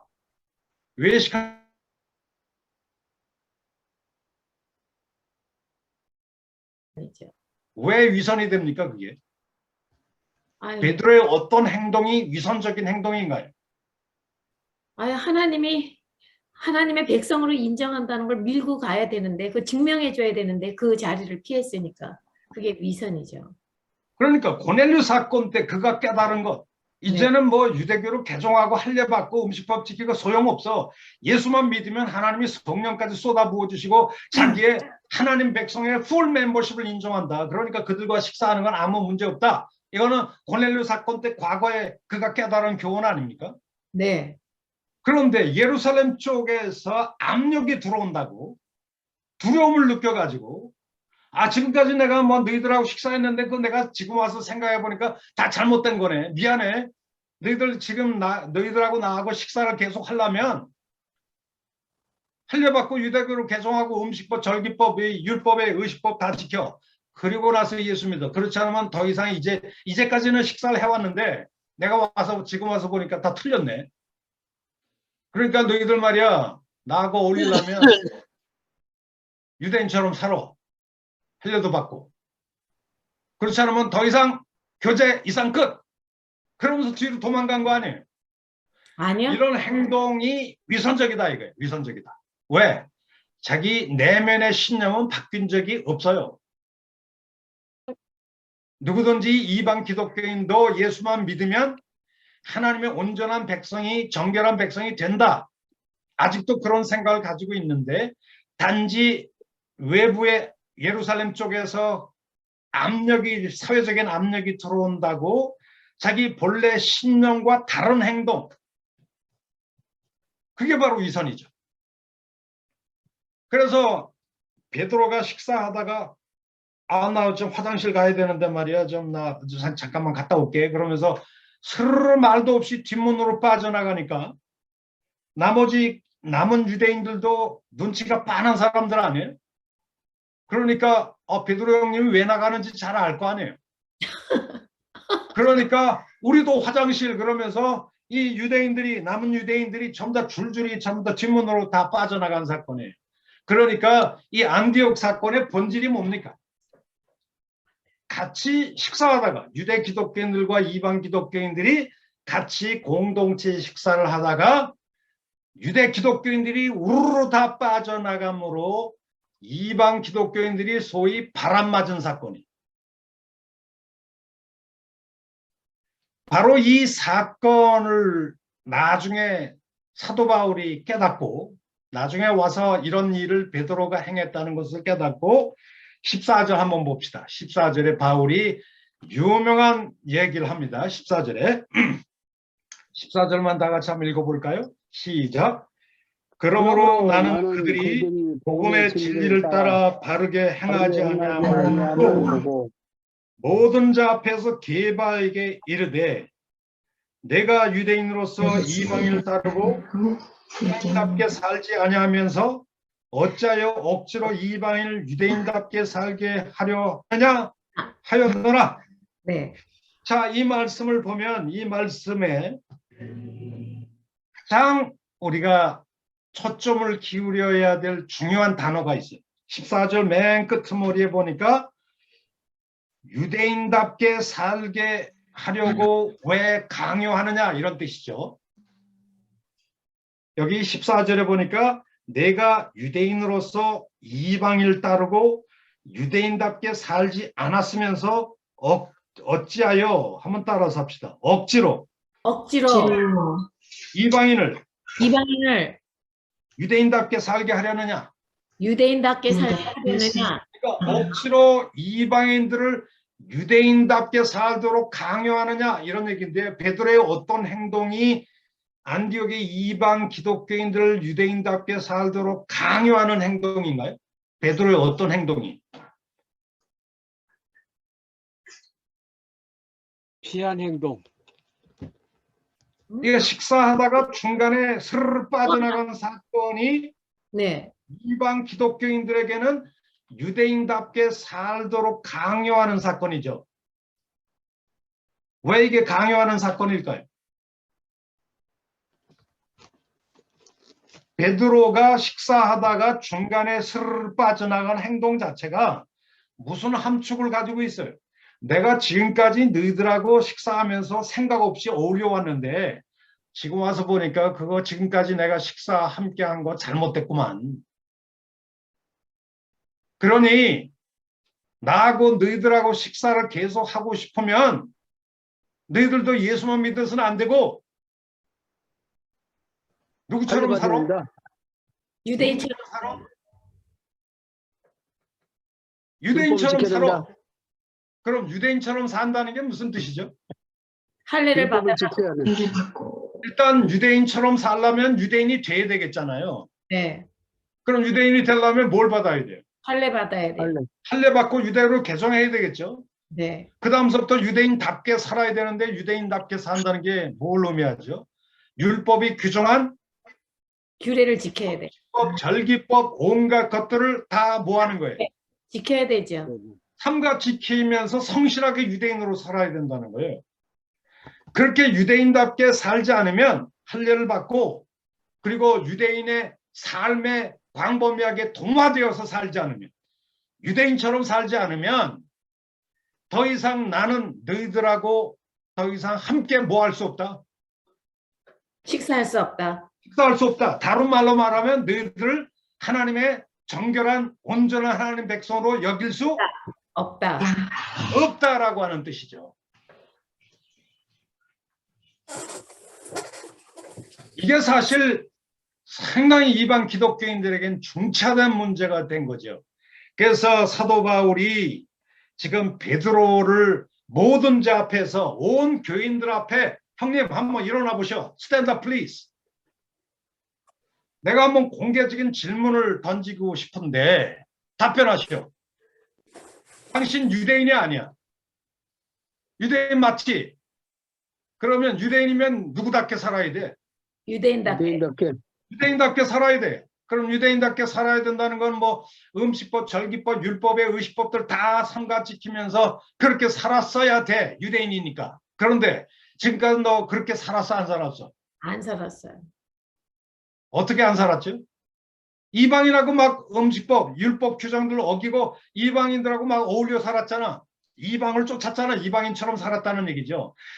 당신도 안 살았으면서 어떻게 이방 기독교인들 유대인답게 살도록 왜 강요해? 왜 강요하니? 이유가 뭐야? 당신도 안 살았으면서. 이게 바울의 얘기가 바로 여기에 있어요. 그러면서 15절 16절에 바울의 유명한 이신칭의 구원론의 선언이 나옵니다. 15절 16절 한번 읽어봅시다. 시작. 15절. 태어나면서부터 유대인들이며 이방 15절.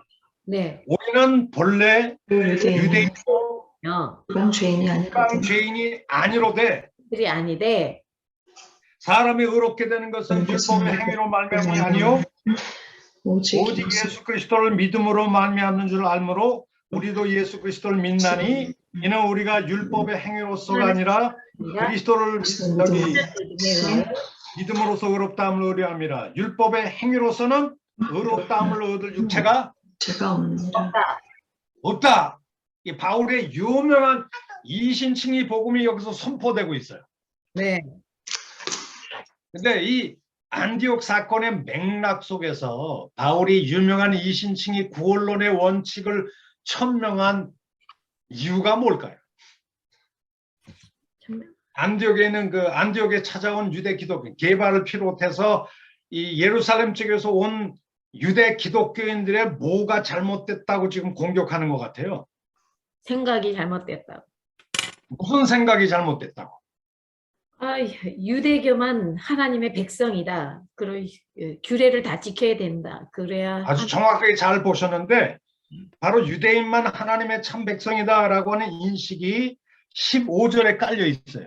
네. 그러니까 예루살렘 쪽에서 온 보수적인 유대 기독교인들의 이 정상적인 삶의 이 그 가치관이 뭡니까? 15절에 함축되어 있는데요. 태어나면서 우리는 본래 유대인이요. 네, 선택받은 선민. 그러니까 우리는 본래라는 말이 본래라는 건 태어날 때부터 태생적으로 이런 뜻입니다. 네. 우리는 태어날 때부터 유대인이야. 여기서 말하는 유대인이라는 것은 우리는 자랑스러운 하나님 백성이야 라고 하는 이 유대인들의 선민주의적인 특권의식이 여기 깔려 있어요. 우리는 태어날 때부터 자랑스러운 택한 하나님의 백성이야. 아멘. 이거 누가 아니다? 이방인들은 아니다. 아니, 이거 뒤에 나오는 15절 뒤에 이방? 들에 속한 죄인. 아니, 여기 이방 누가 아니다? 이방 15절에 있잖아, 15절에. 네. 죄인이 아니로되 이방인들에 속한 죄인들. 아니, 이방인들이 속한 게 아니고 이방 죄인이 아니고 이렇게 돼 있잖아요. 네. 이방인은 죄인이라니까. 죄인. 그러니까 왜 이 유대인들이나 유대 기독교인들의 입장에서 볼 때 이방인, 죄인하고 이렇게 붙어 있는 이유가 뭐죠? 그러니까 선민이 아니니까 죄인. 하나님의 택한 백성이 아니니까. 죄인이다. 그러니까 한마디로 이 유대인들의 입장에서 보면 이방인들은 그냥 죄인이야. 그리고 하나님의 거룩한 택한 백성, 특권을 가진 백성은 오직 우리 유대인뿐이야. 이런 생각을 가지고 있어요. 근데 15절에 처음 나오는 인칭 대명사가 뭐죠? 우리는 이라고 되어 있는데요. 네. 이 우리가 누굴까요? 유대인은 아니, 여기서 말하는 우리는 지금 누구를 포함하면서 얘기하는 거예요? 이방인들. 이방인들 아이, 어디가 성경에서 우리라고 하는 사람들이 누구예요?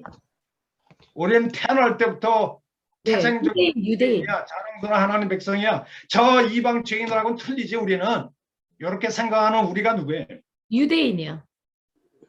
유대인인데 우리 속에 누가 포함되어 있어요?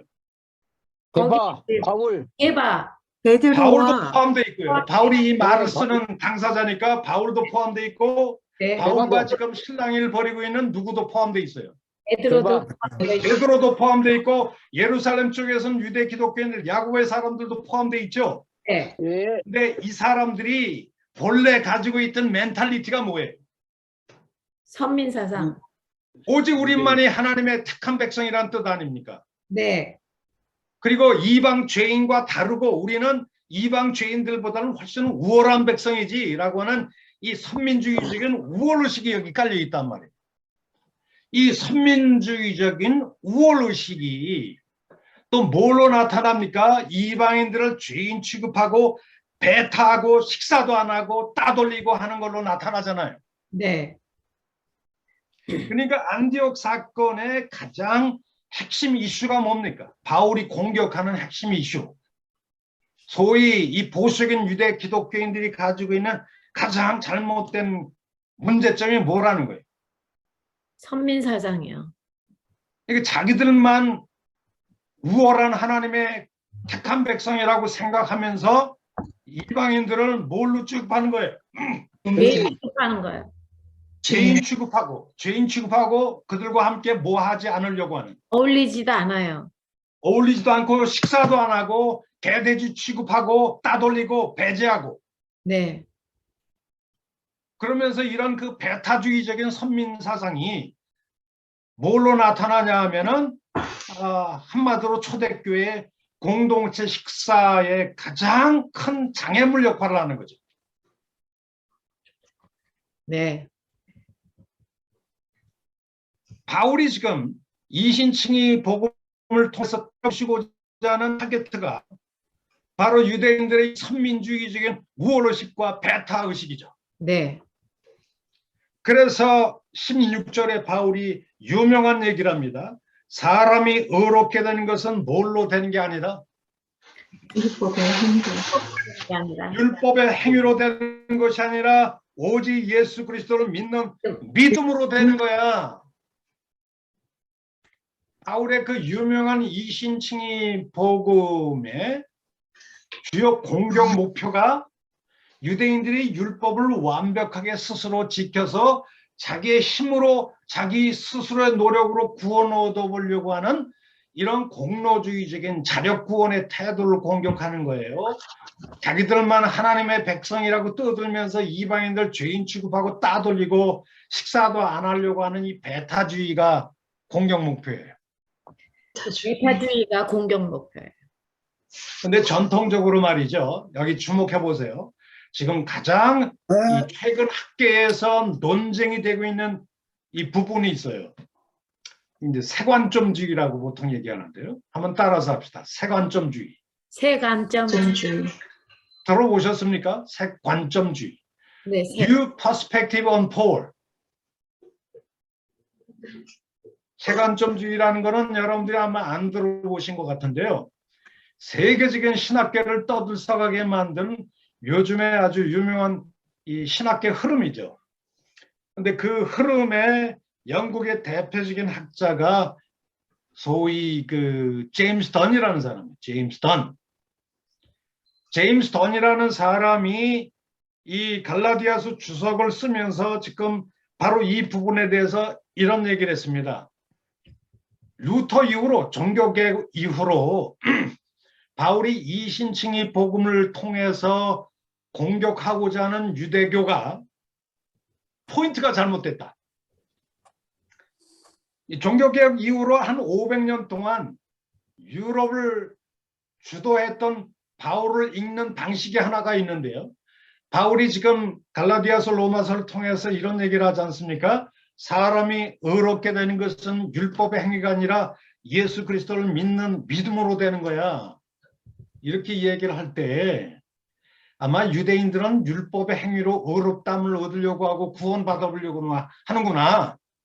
이런 생각을 하면서 유대교는 율법을 완벽하게 행해서 그것을 자기의 구원 얻을 만한 공로로 삼아서 스스로 구원을 얻어보려고 하는 일종의 인본주의적인 행위구원론, 자력구원의 율법주의 종교, 이것이 유대교의 가장 큰 문제인데 바울이 이신칭의 복음을 통해서 이런 자력구원의 행위구원론을 공격한 것이 바울의 이신칭의 복음이었다. 거기에 반대해서 사람의 의롭다함 받고 구원받는 것은 오로지 하나님의 은혜로 값없이 은혜로 믿음으로 우리가 의롭다함 구원받는 거야. 유대교는 행위로 구원받는 종교지만 바울의 종교 기독교는 오직 은혜로 값없이 믿음으로 구원받는 종교예요. 이런 구도 속에서 수백 년 동안 바울을 읽어왔어요. 그래서 이신칭의를 얘기할 때 이신칭의 복음을 통해서 구원론을 통해서 바울은 이 율법을 완벽하게 지켜서 스스로 구원을 얻어보려고 하는 행위구원론적인 인본주의적인 종교를 비판하는구나, 이렇게 생각이 된 거죠. 그래서 유대교와 이 전통적인 시각에서 보면 유대교와 바울의 기독교가 차이가 뭐죠? 유대교는 뭘로 구원을 얻어보려고 하는 종교? 행위구원론. 행위구원론을 주장하는 자력구원의 종교. 네. 이걸 때로 보신 게 이신칭의 복음이고 바울은 뭘 주장한다고요? 오직 믿음으로. 은혜로 믿음. 오직 은혜로 값없이. 값없이. 이게 바울의 기독교 복음이다. 네. 이렇게 이해를 해왔는데 이 시각 속에서 이 안디옥 사건을 들여다보면 잘 읽혀집니까? 바울이 안디옥 사건을 통해서 이신칭의 구원론을 빵 때렸는데요. 이신칭이 이 구원론 복음을 통해서 바울이 공격하고자 하는 유대 기독교인들의 문제점이 뭐예요? 자력구원의 이 태도, 공로주의적인 행위구원론의 태도가 잘못됐다고 공격하는 것 같아요. 우리만 하나님의 택한 백성이야. 이방 죄인들 꺼져. 너희들도 유대인들처럼 할례받고 이 유대교로 개종하지 않으면 우리하고 절대 식사 못해. 이런 그 선민주의적인 우월의식과 배타의식, 이방인들을 죄인 취급하면서 식탁교제도 안 하려고 하는 이런 배타적인 우월의식이 문제입니까? 행위구원론의 문제가 문제입니까? 바울이 공격하는 이 초점이 뭐예요? 두 개 다요. 왜 두 개가 다죠? 자동으로 행위구원론을 주장하게 되면 어울리지도 않고 디바이드하고 뭐 당연히 그러죠. 언론의 전제가 뭐죠? 그게 행위구원론이 뭐 율법을 완벽하게 지켜야 구원받는다는 뜻인데 네. 그러면 자기는 지금 구원을 받았다는 거예요? 못 받았다는 거예요? 구원을 받았다는 거죠. 지키는 사람은. 아니, 구원을 못 받은 상태에서 네. 율법을 완벽하게 지켜야 스스로 노력으로 구원받는다는 뜻 아니에요. 네.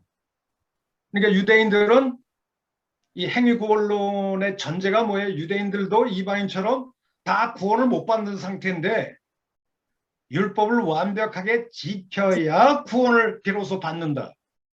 그거겠죠. 이런 게 전제돼 있거든요. 네. 그러니까 자기들은 이미 구원받았다는 게 전제돼 있질 않아요. 네네. 구원받지 못한 상태에서 율법을 완벽하게 지켜야 그래야 나중에 비로소 구원받는다. 이런 게 이 행위구원론의 이 전제거든요. 네. 근데 유대인들의 입장은 뭐예요, 지금? 자기들은 태어날 때부터 네. 선민사상. 선민 사상을 가졌다는 건 이미 구원받았다는 거야, 안 받았다는 거야? 받았다는 거죠. 하나님 받았다는 게 전제돼 있어요. 그러면 율법을 왜 지키는 거예요? 거룩하게. 구원은 이미 받았는데 하나님의 택한 백성이고 조상 때부터 다 하나님의 언약 백성으로 태어났는데 그런데 율법을 왜 지키는 거예요? 구원받기 위해 지키는 거예요? 구원받은 백성이니까 지키는 거예요? 구원받은 백성이니까 지키는 겁니다. 그네들 생각. 그게 바로 이제 세관점주의자들이 얘기하는 거거든요. 네. 그러니까 율법을 지킨다고 하는 건 구원의 조건으로 지키는 것이 아니라 하나님 백성이니까 언약의 의무로서 하나님 백성답게 살기 위한 언약의 의무로서 지키는 것이지 네. 구원받기 위한 조건이 아니다. 유대인들에게는. 이게 세관점주의자들의 주장이에요. 그런데 갈라디아서의 문맥에서 볼 때에 바울이 이신칭의 복음을 가지고 지금 갈라디아 기독교인들에게 빵 때릴 때에는 그 이신칭의 복음, 구원론의 복음을 통해서 안디옥의 유대 기독교인들의 뭐를 공격하는 것 같아요? 행위구원론을 공격하는 것 같아요. 너희들의 그 태도가 잘못됐어. 행위구원론의 태도가 잘못됐어. 이걸 공격하는 것 같아요. 자기들만 하나님의 택한 백성이라고 생각하고 이방인들을 깔보고 죄인 취급하고 식사도 안 하고 따돌리고 이런 우월주의적인 배타적인 선민주의적인 우월의식을 공격하는 거예요. 우월적인 선민사상을 공격하는 거예요. 그러니까 이리 왔다가 저리 왔다가 양쪽을 왔다 갔다 하시네요. 그거 자, 그런데 지금까지 제가 말씀을 드리고자 하는 건 여기에 요즘 최근 학계에 굉장히 복잡한 문제들이 여기에 게재가 돼 있어요.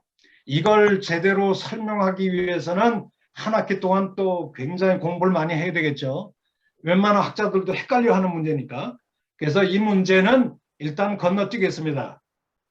이 갈라디아서 2장 16절 바울의 유명한 이신칭의 복음을 통해서 공격하고자 하는 것은 안디옥 교회 보수적인 유대 기독교인들의 무슨 태도를 공격 목표로 삼고 있냐면 그들의 행위구원론의 목표가 아니고 그걸 때로 부시려고 하는 게 문제가 아니고 오직 유대 기독교인들이 가지고 있는 우리는 태어날 때부터 자랑스러운 유대인이야. 저 이방 죄인하고 틀려 라고 생각하는 이 선민주의적인 우월의식과 특권의식과 그리고 이방인들을 죄인 취급하고 따돌리려고 하는 그들의 배타주의, 이 선민주의적인 배타주의죠.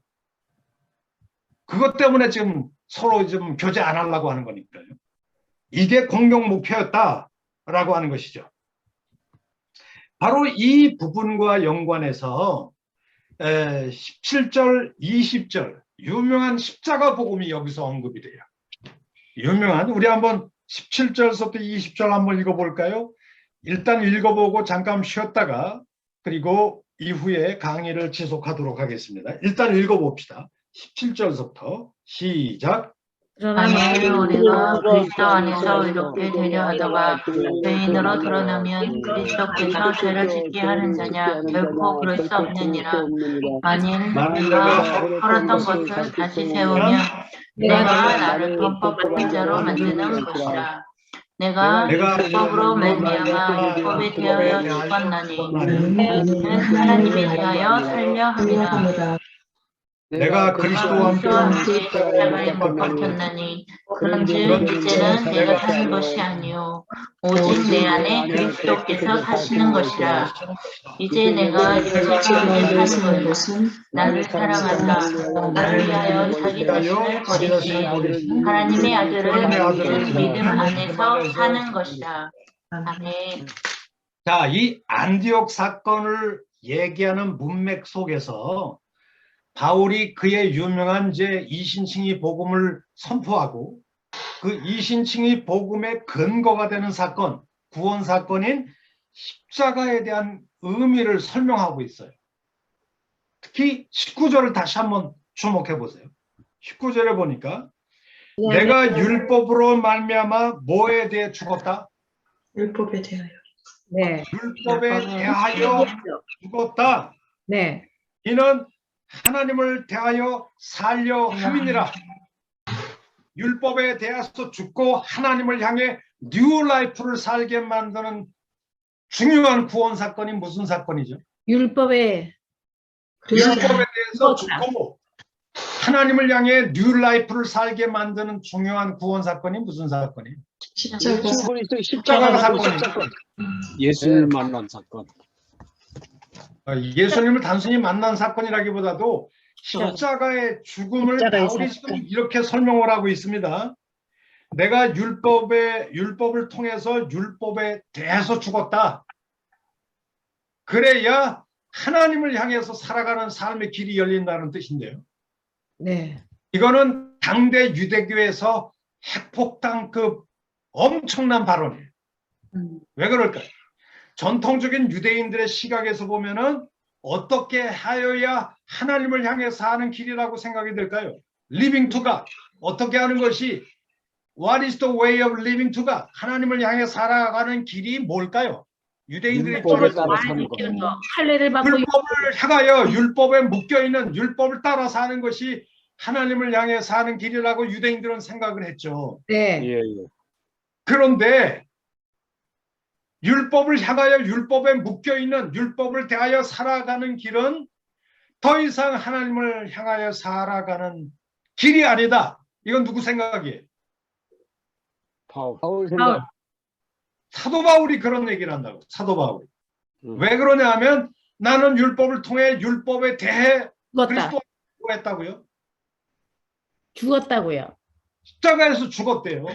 그러니까 십자가의 의미는 내가 뭐에 대해서 죽은 사건이다. 율법에 대해서 율법에 대해서. 율법에 대해서 내가 죽은 사건이다 이거예요. 율법에 대해서 죽은 사건. 한마디로 율법에 대해서 죽어야 십자가에 못 박혀서 그리스도와 함께 율법에 대해서 죽어야 누구를 향해 살아가는 삶의 길이 열린다. 십자가. 하나님을 향해 살아가는 뉴 라이프가 열린다. 뉴 라이프의 삶이 열린다는 얘기죠. 이것은 당대 유대인들의 입장에서 보면 왜 이렇게 혁명적인 생각일까요? 뭐 유대인들의 생각으로는 뭐 할례를 받고 뭐 음식법 지키고 절기 지키고 안식일 지키고 뭐 부정한 거 안 먹고 이렇게 율법이 규정하는 계명들을 삼가 지키는 것이 성실한 유대인으로 살아가는 것이고 그 성실하게 유대인으로 살아가는 길이 그것이 하나님에 대해서 사는 길이다. 네. 하나님을 향해서 사는 이 참된 생명의 길이다.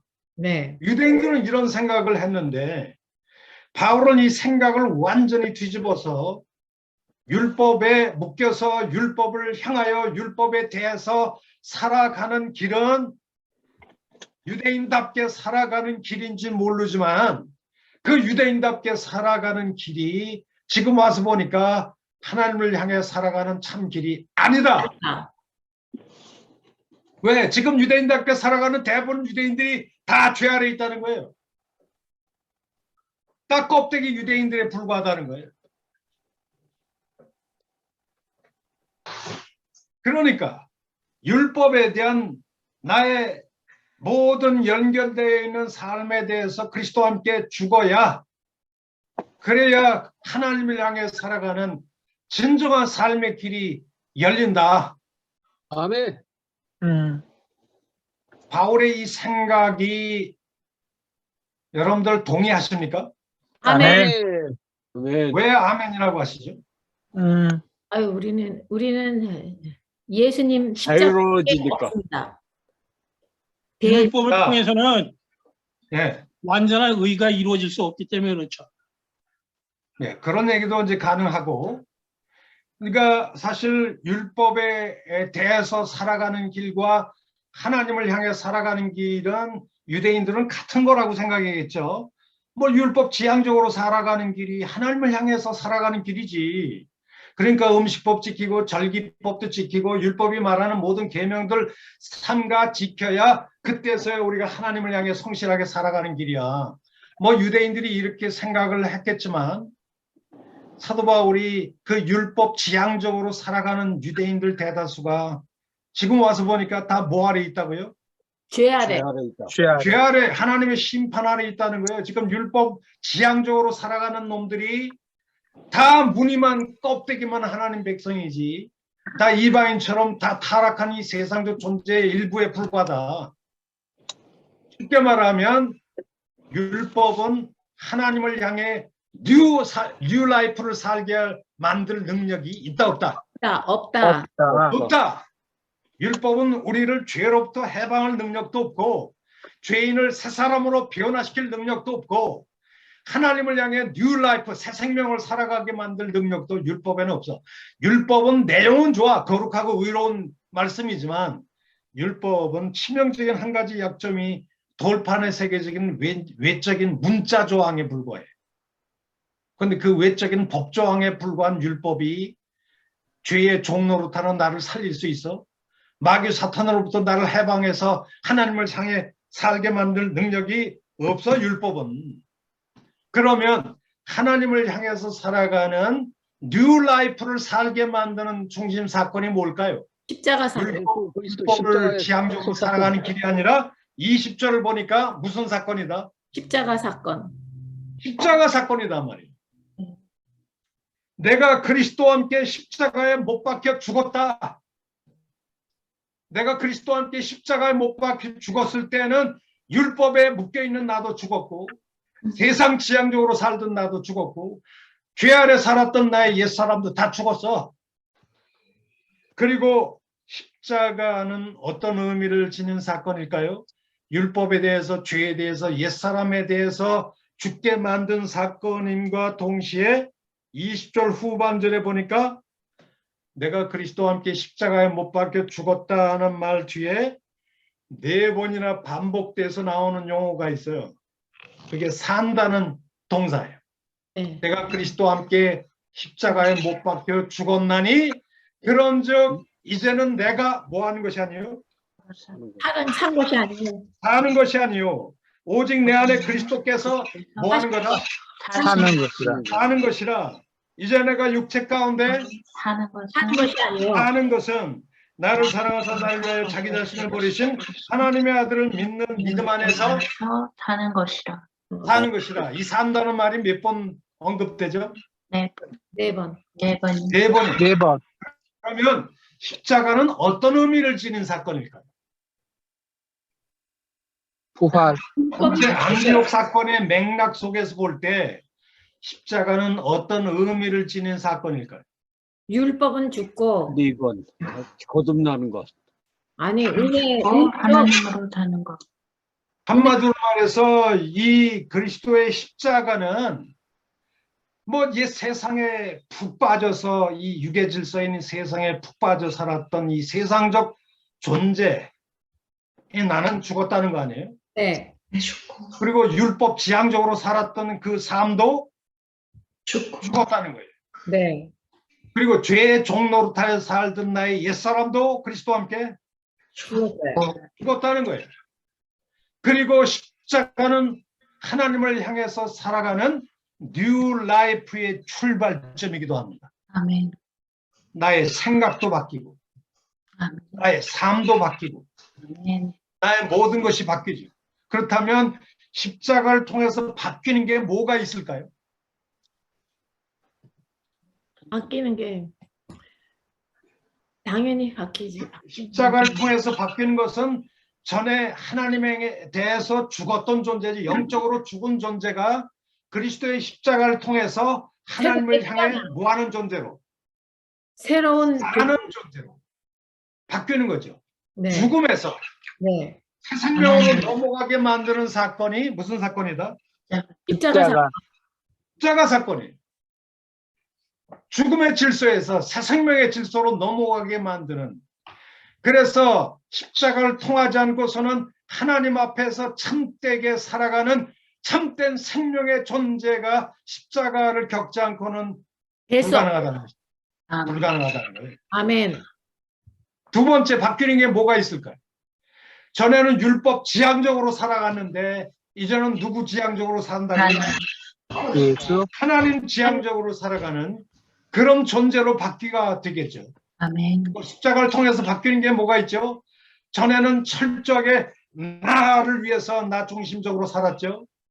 그러나 이제 십자가를 통해서 누구 중심으로 하나님. 누구를 위해 사는 존재로 하나님. 하나님을 위해서 사는 존재로 바뀌게 만드는 중요한 사건이 무슨 사건이다? 십자가 사건. 바로 십자가 사건이다라고 하는 것이죠. 아멘. 그래서 바울이 십자가밖에 자랑할 게 없대요. 그러면 마지막으로 여러분들에게 질문을 던져볼게요.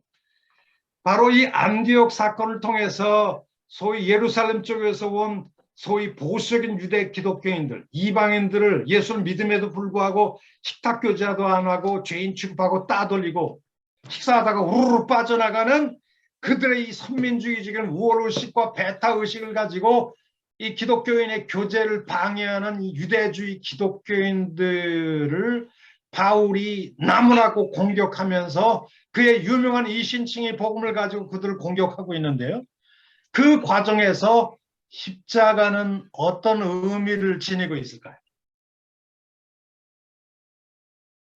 안디옥 사건에서 십자가 사건이 지니는 영적인 의미가 뭘까요?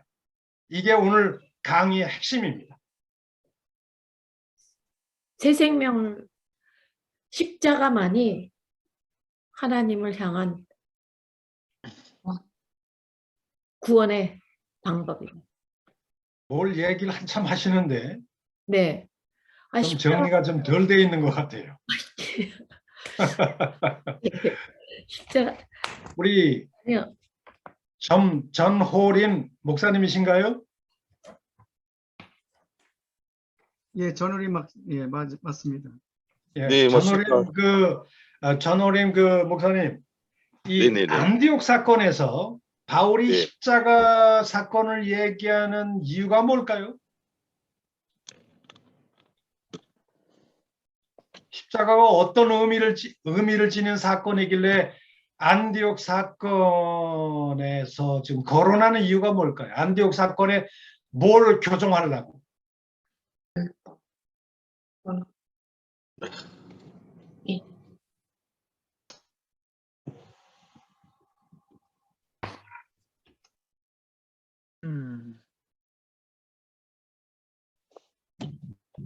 자, 뭐 시간이 많이 갔으니까 제가 한번 설명을 드릴게요. 자, 바울이 갈라디아서 2장 19절과 20절에 지금 바울이 뭐라고 얘기를 했죠? 예수 그리스도의 십자가라고 하는 것은 율법 지향적으로 살았던 전에 유대교적인 삶에 대해서 종집을 찍고 나는 그 유대교적인 삶에 대해서 난 죽었다는 거예요. 네. 그리고 율법이 규정하는 그런 의식법적인 요소들은 더 이상 나에게 구속력이 없다는 거예요. 그 유대교 지향적으로 유대인처럼 유대인답게 살아가는 율법의 행위를 일삼는 모든 삶은 더 이상 하나님을 향해 살아가는 뉴 라이프가 아니다. 그러면 하나님을 향해 살아가는 뉴 라이프를 시작하게 만드는 사건이 무슨 사건이다? 십자가 사건이다. 그러면 이 십자가 사건을 통해서 우리가 하나님을 향해 살아가는 뉴 라이프, 새 생활, 뉴 라이프는 어떤 성격을 지닌 삶일까요? 살아난 부활 사건으로 규정할 수 있습니다. 아니요. 단지 은혜로서 하나님의 은혜로서 구원받을 수 있고 모든 죄를 사함받을 수 있다. 우리가 지난주에 제가 십자가에 대해서 얘기를 하다가 6장 14절 15절 다시 한번 읽어볼까요? 6장 14절 15절에 이런 말을 한 적이 있죠. 그러나 내게 우리 주 예수 그리스도의 뭐밖에 결코 자랑할 게 없다. 십자가밖에 결코 자랑할 것이 없으니 그리스도로 말미암아 세상에 나를 대하여 십자가에 못 박히고 내가 또한 세상에 대하여 그러하니라 이렇게 됐잖아요. 네. 네. 여기서 말하는 십자가는 어떤 의미를 지닌 사건이죠? 세상에 대해서 내가 뭐 했다? 죽었다. 내가 죽었다는 거예요. 네. 그럼 세상이 어떤 의미를 지닌 곳인가요? 12절 13절을 보니까 육체의 모양을 내려 하는 자들이 육체나 자랑하고, 이게 결국은 뭘 얘기하는 거예요 지금? 12절을 보니까 육체의 모양을 내려 하는 자들이 억지로 너에게 뭘 받게 한다? 할례. 그러니까 할례를 받으라고 강요를 하면서 육체의 모양을 내려 하는 자들이 누구예요 지금? 유대인들이죠. 나 하나님 백성이야, 할례 받았어. 그러면서 육신의 할례 받은 걸 하나님 백성이 된 것의 유일한 특징인 척 자랑하고 뽐내고 하는 것이 유대교거든요. 그런 의미에서 유대교는 무슨 종교다? 인본주의. 종교다. 육체 종교다, 이거 유계 종교. 네. 그 맞습니다. 유계 종교가 좀 속해 있는 게 세상이에요. 예. 유대교도 상당히 유계 질서인 세상적인 종교라고 생각하는 거예요. 예. 네. 그 세상적인 종교인 유대교에 대해서도 나는 죽었대요. 네. 그리고 나서 15절에 무슨 얘기합니까? 진정한 하나님의 백성은 더 이상 이제 할례 받았냐 안 받았냐 하는 것으로 더 이상 아니다. 표시될 수 있다 없다? 없다. 없다. 할례나 무할례나 nothing, 아무것도 아니다 이거예요. 그럼 뭐가 중요합니까? 믿음. 아니 15절 후반절에 보니까 새로 지으심을 오직 받는 거. 새로 지으심. 새로 지으심을 받는 것만이 중요하다고 그랬잖아요. 새로 지으심을 받는 것이 새 피조물이 되는 겁니다. 네. 새 창조를 경험했다는 얘기죠. 그러니까 십자가는 어떤 의미를 지닌 사건이죠? 유계 질서인 세상에 대해서 내가 죽고 새 창조 질서로 넘어가서 새 존재, 새 사람, 새 피조물이 되게 만드는 사건이 무슨 사건이다? 십자가 사건. 사건. 이게 바로 십자가 사건이다. 아멘. 네. 그렇다면 5장 5절과 6절이 평행절인데 한번 비교를 해볼까요? 6장 14절과 6장 15절과 5장 5절을 비교해 보세요. 우리가 성령으로 믿음을 따라 의의 소망을 기다리노니 그리스도 예수 안에서 할례나 무할례가 효력이 없대. 이 할례나 무할례가 효력이 없다라고 하는 5장 6절의 말씀은 6장 15절에 무슨 말과 평행을 이루죠? 할례나 무할례가 아무것도 아니거든. 이 할례나 무할례가 아무것도 아니다라고 하는 6장 15절의 말씀이 5장 6절에 할례나 무할례가 효력이 없다라는 말과 같은 표현이에요. 그러면 양쪽 구절에 평행이 되는 요소가 뭡니까? 사랑으로서 역사하는 믿음. 6장 15절에서 중요한 건 오직 뭐가 중요하다? 새로 지으심. 새로 지으심을 받는 것. 새 피조물이 되는 게 중요하다고 했는데 그러면 새 피조물, 새 사람이 된다고 하는 것이 5장 5절 6절은 뭐와 연관돼 있어요? 성령으로 믿음을 따라 의의 소망을 기다리고 5장 6절 후반절에 사랑으로 역사하는 믿음뿐이다 그랬죠. 아멘. 그러니까 십자가 구속을 경험한 사람은 유대 질서인 세상, 그 유대교도 세상의 종교에 포함되어 있는데요. 그런 모든 종교에 대해서 세상적 삶의 방식에 대해서 나는 뭐 했다는 거예요? 죽었다. 그리고 십자가를 경험한 나는 이제 그리스도 안에서 새 피조물이 되고 새 창조 질서, 새 천국 백성이 됐다는 거 아니에요? 아멘. 네. 그럼 새 천국 백성의 삶의 특징이 뭔가요? 성령을 통해서 믿음, 소망, 사랑으로 살아가는 삶이 이게 진짜 중요해졌다는 얘기죠. 아멘. 아멘. 네. 그러니까 십자가가 중요한 이유가 뭘까요? 안디옥 사건에서 바울이 십자가 얘기하는 진정한 이유가 뭐죠? 세상 이 예루살렘 쪽에서는 보수적인 유대 기독교인들이 예수를 믿음에도 불구하고 아직도 유대교의 틀을 못 벗어나서 너 안식일 지켜서 할례 받아서 음식법 지켜서 너 그런 거 안 지키면은 너 아무리 예수 믿어봐도 우리하고 교제 못해. 꺼져 이 죄인들아 그러면서 따돌리고 업신여기고 이런 사고방식 그런 걸 따지는 사람들이 다 유대인들인데요. 그런 율법 지향적으로 살아가는 유대인의 삶에 대해서 나는 십자가에 뭐 했다는 거야 이미. 죽었다. 나는 죽었다는 겁니다. 죽었다는 거.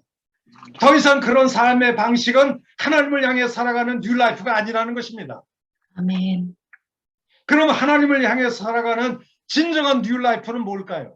그건 십자가를 통해서만 가능한데 네. 십자가를 통해서 내가 새 피조물, 새 사람이 된 사람의 뉴라이프는 뭐예요? 뉴라이프 스타일. 새로운 성령 안에서. 성령으로 믿음으로 소망, 믿음으로 사랑을 피는 거. 의의 소망을 기다리고 네. 사랑으로 역사하는 믿음을 가진 사람. 네. 아멘. 성령 안에서 믿음, 소망, 사랑을 따라서 살아가는 것이 십자가의 구속을 경험하는 사람의 뉴라이프라는 것입니다. 아멘. 아멘. 그러니까 더 이상 음식법 따지고 뭐 너 죄인이니 아니니 할례 받았어 이런 식의 사고방식의 아웃 오브 패션, 올드 패션의 삶의 방식 이런 것은 십자가를 통해서 이미 다 땅바닥에 묻어버렸다는 거예요. 그런 거 따지지 말라는 겁니다. 아멘. 진정한 하나님의 삶의 방식은 예수 그리스도를 믿고 값없이 의롭다함 받아 하나님 백성이 되었기 때문에 이제는 성령을 쫓아 살아야 되겠죠. 성령 안에서 우리는 믿음을 따라 살아야 되겠죠. 네. 그리고 의의 소망을 가지고 기다리고 살아야 되겠죠. 네. 그리고 사랑으로 역사하는 믿음을 가져야 되겠죠. 이것이 우리 그리스도인의 삶의 유일한 모습이다. 아멘. 그러니까 갈라디아 이방 기독교인들 거기에 부안해동하지 말고 너희 예루살렘 쪽에서는 온 이 유대 기독교인들 그런 쓸데없는 율법 지향적인 옛 사고방식 다 던져버려. 이제 그리스도 안에서 믿음으로 값없이 의롭다함 받았다면 새로운 을 향해서 사는 뉴 라이프를 살아가라. 그런 뉴 라이프를 살아갈 때는 유대인이냐 이방인이냐 하는 구분이 더 이상 소용이 있을까요 없을까요? 없어요. 음식법, 정결법 더 이상 소용이 있나요 없나요? 없어요. 없습니다.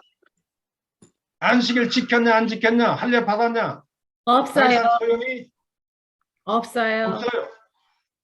그리스도와 함께 옛사람에 대해서 율법에 대해서 세상에 대해서 유괴 질서인 세상에 대해서 나는 십자가에 못 박혀 죽었다. 좀 이따 전화할게요. 네. 그러니까 이제 그리스도인답게 새로운 하나님 백성답게 살아라. 아멘. 소리 하지 말고. 이것이 바울이 안디옥 사건을 통해서 십자가를 얘기하는 말씀의 핵심이라고 생각이 됩니다. 아멘. 아멘. 아멘. 감사합니다. 우리 한 할렐루야. 10분 쉬었다가 다시 돌아오십시다. 아멘. 네. 하셨습니다. 자, 지금 이제 11시입니다. 11시니까 11시 15분쯤에 이제 또 제 강의가 또 2차, 두 번째 강의가 시작되겠습니다. 예, 자, 한 10분 쉬었다가 돌아오십시오. 사진 네. 한번 찍고 사진 한번 주세요. 자, 사진 찍어야 됩니다. 사진. 네. 사진. 사진 한번 네, 다 사진도. 주세요. 자, 얼굴 한번 봅시다. 사진을 안 찍으면요, 수업을 방관하게 됩니다. 자, 사진들 다 찍습니다. 하나, 둘, 셋. 예, 반갑습니다. 아니 왜 이래 갑자기 또? 감사합니다. 왜 수고하셨습니다. 뭐가 잘못됐습니까?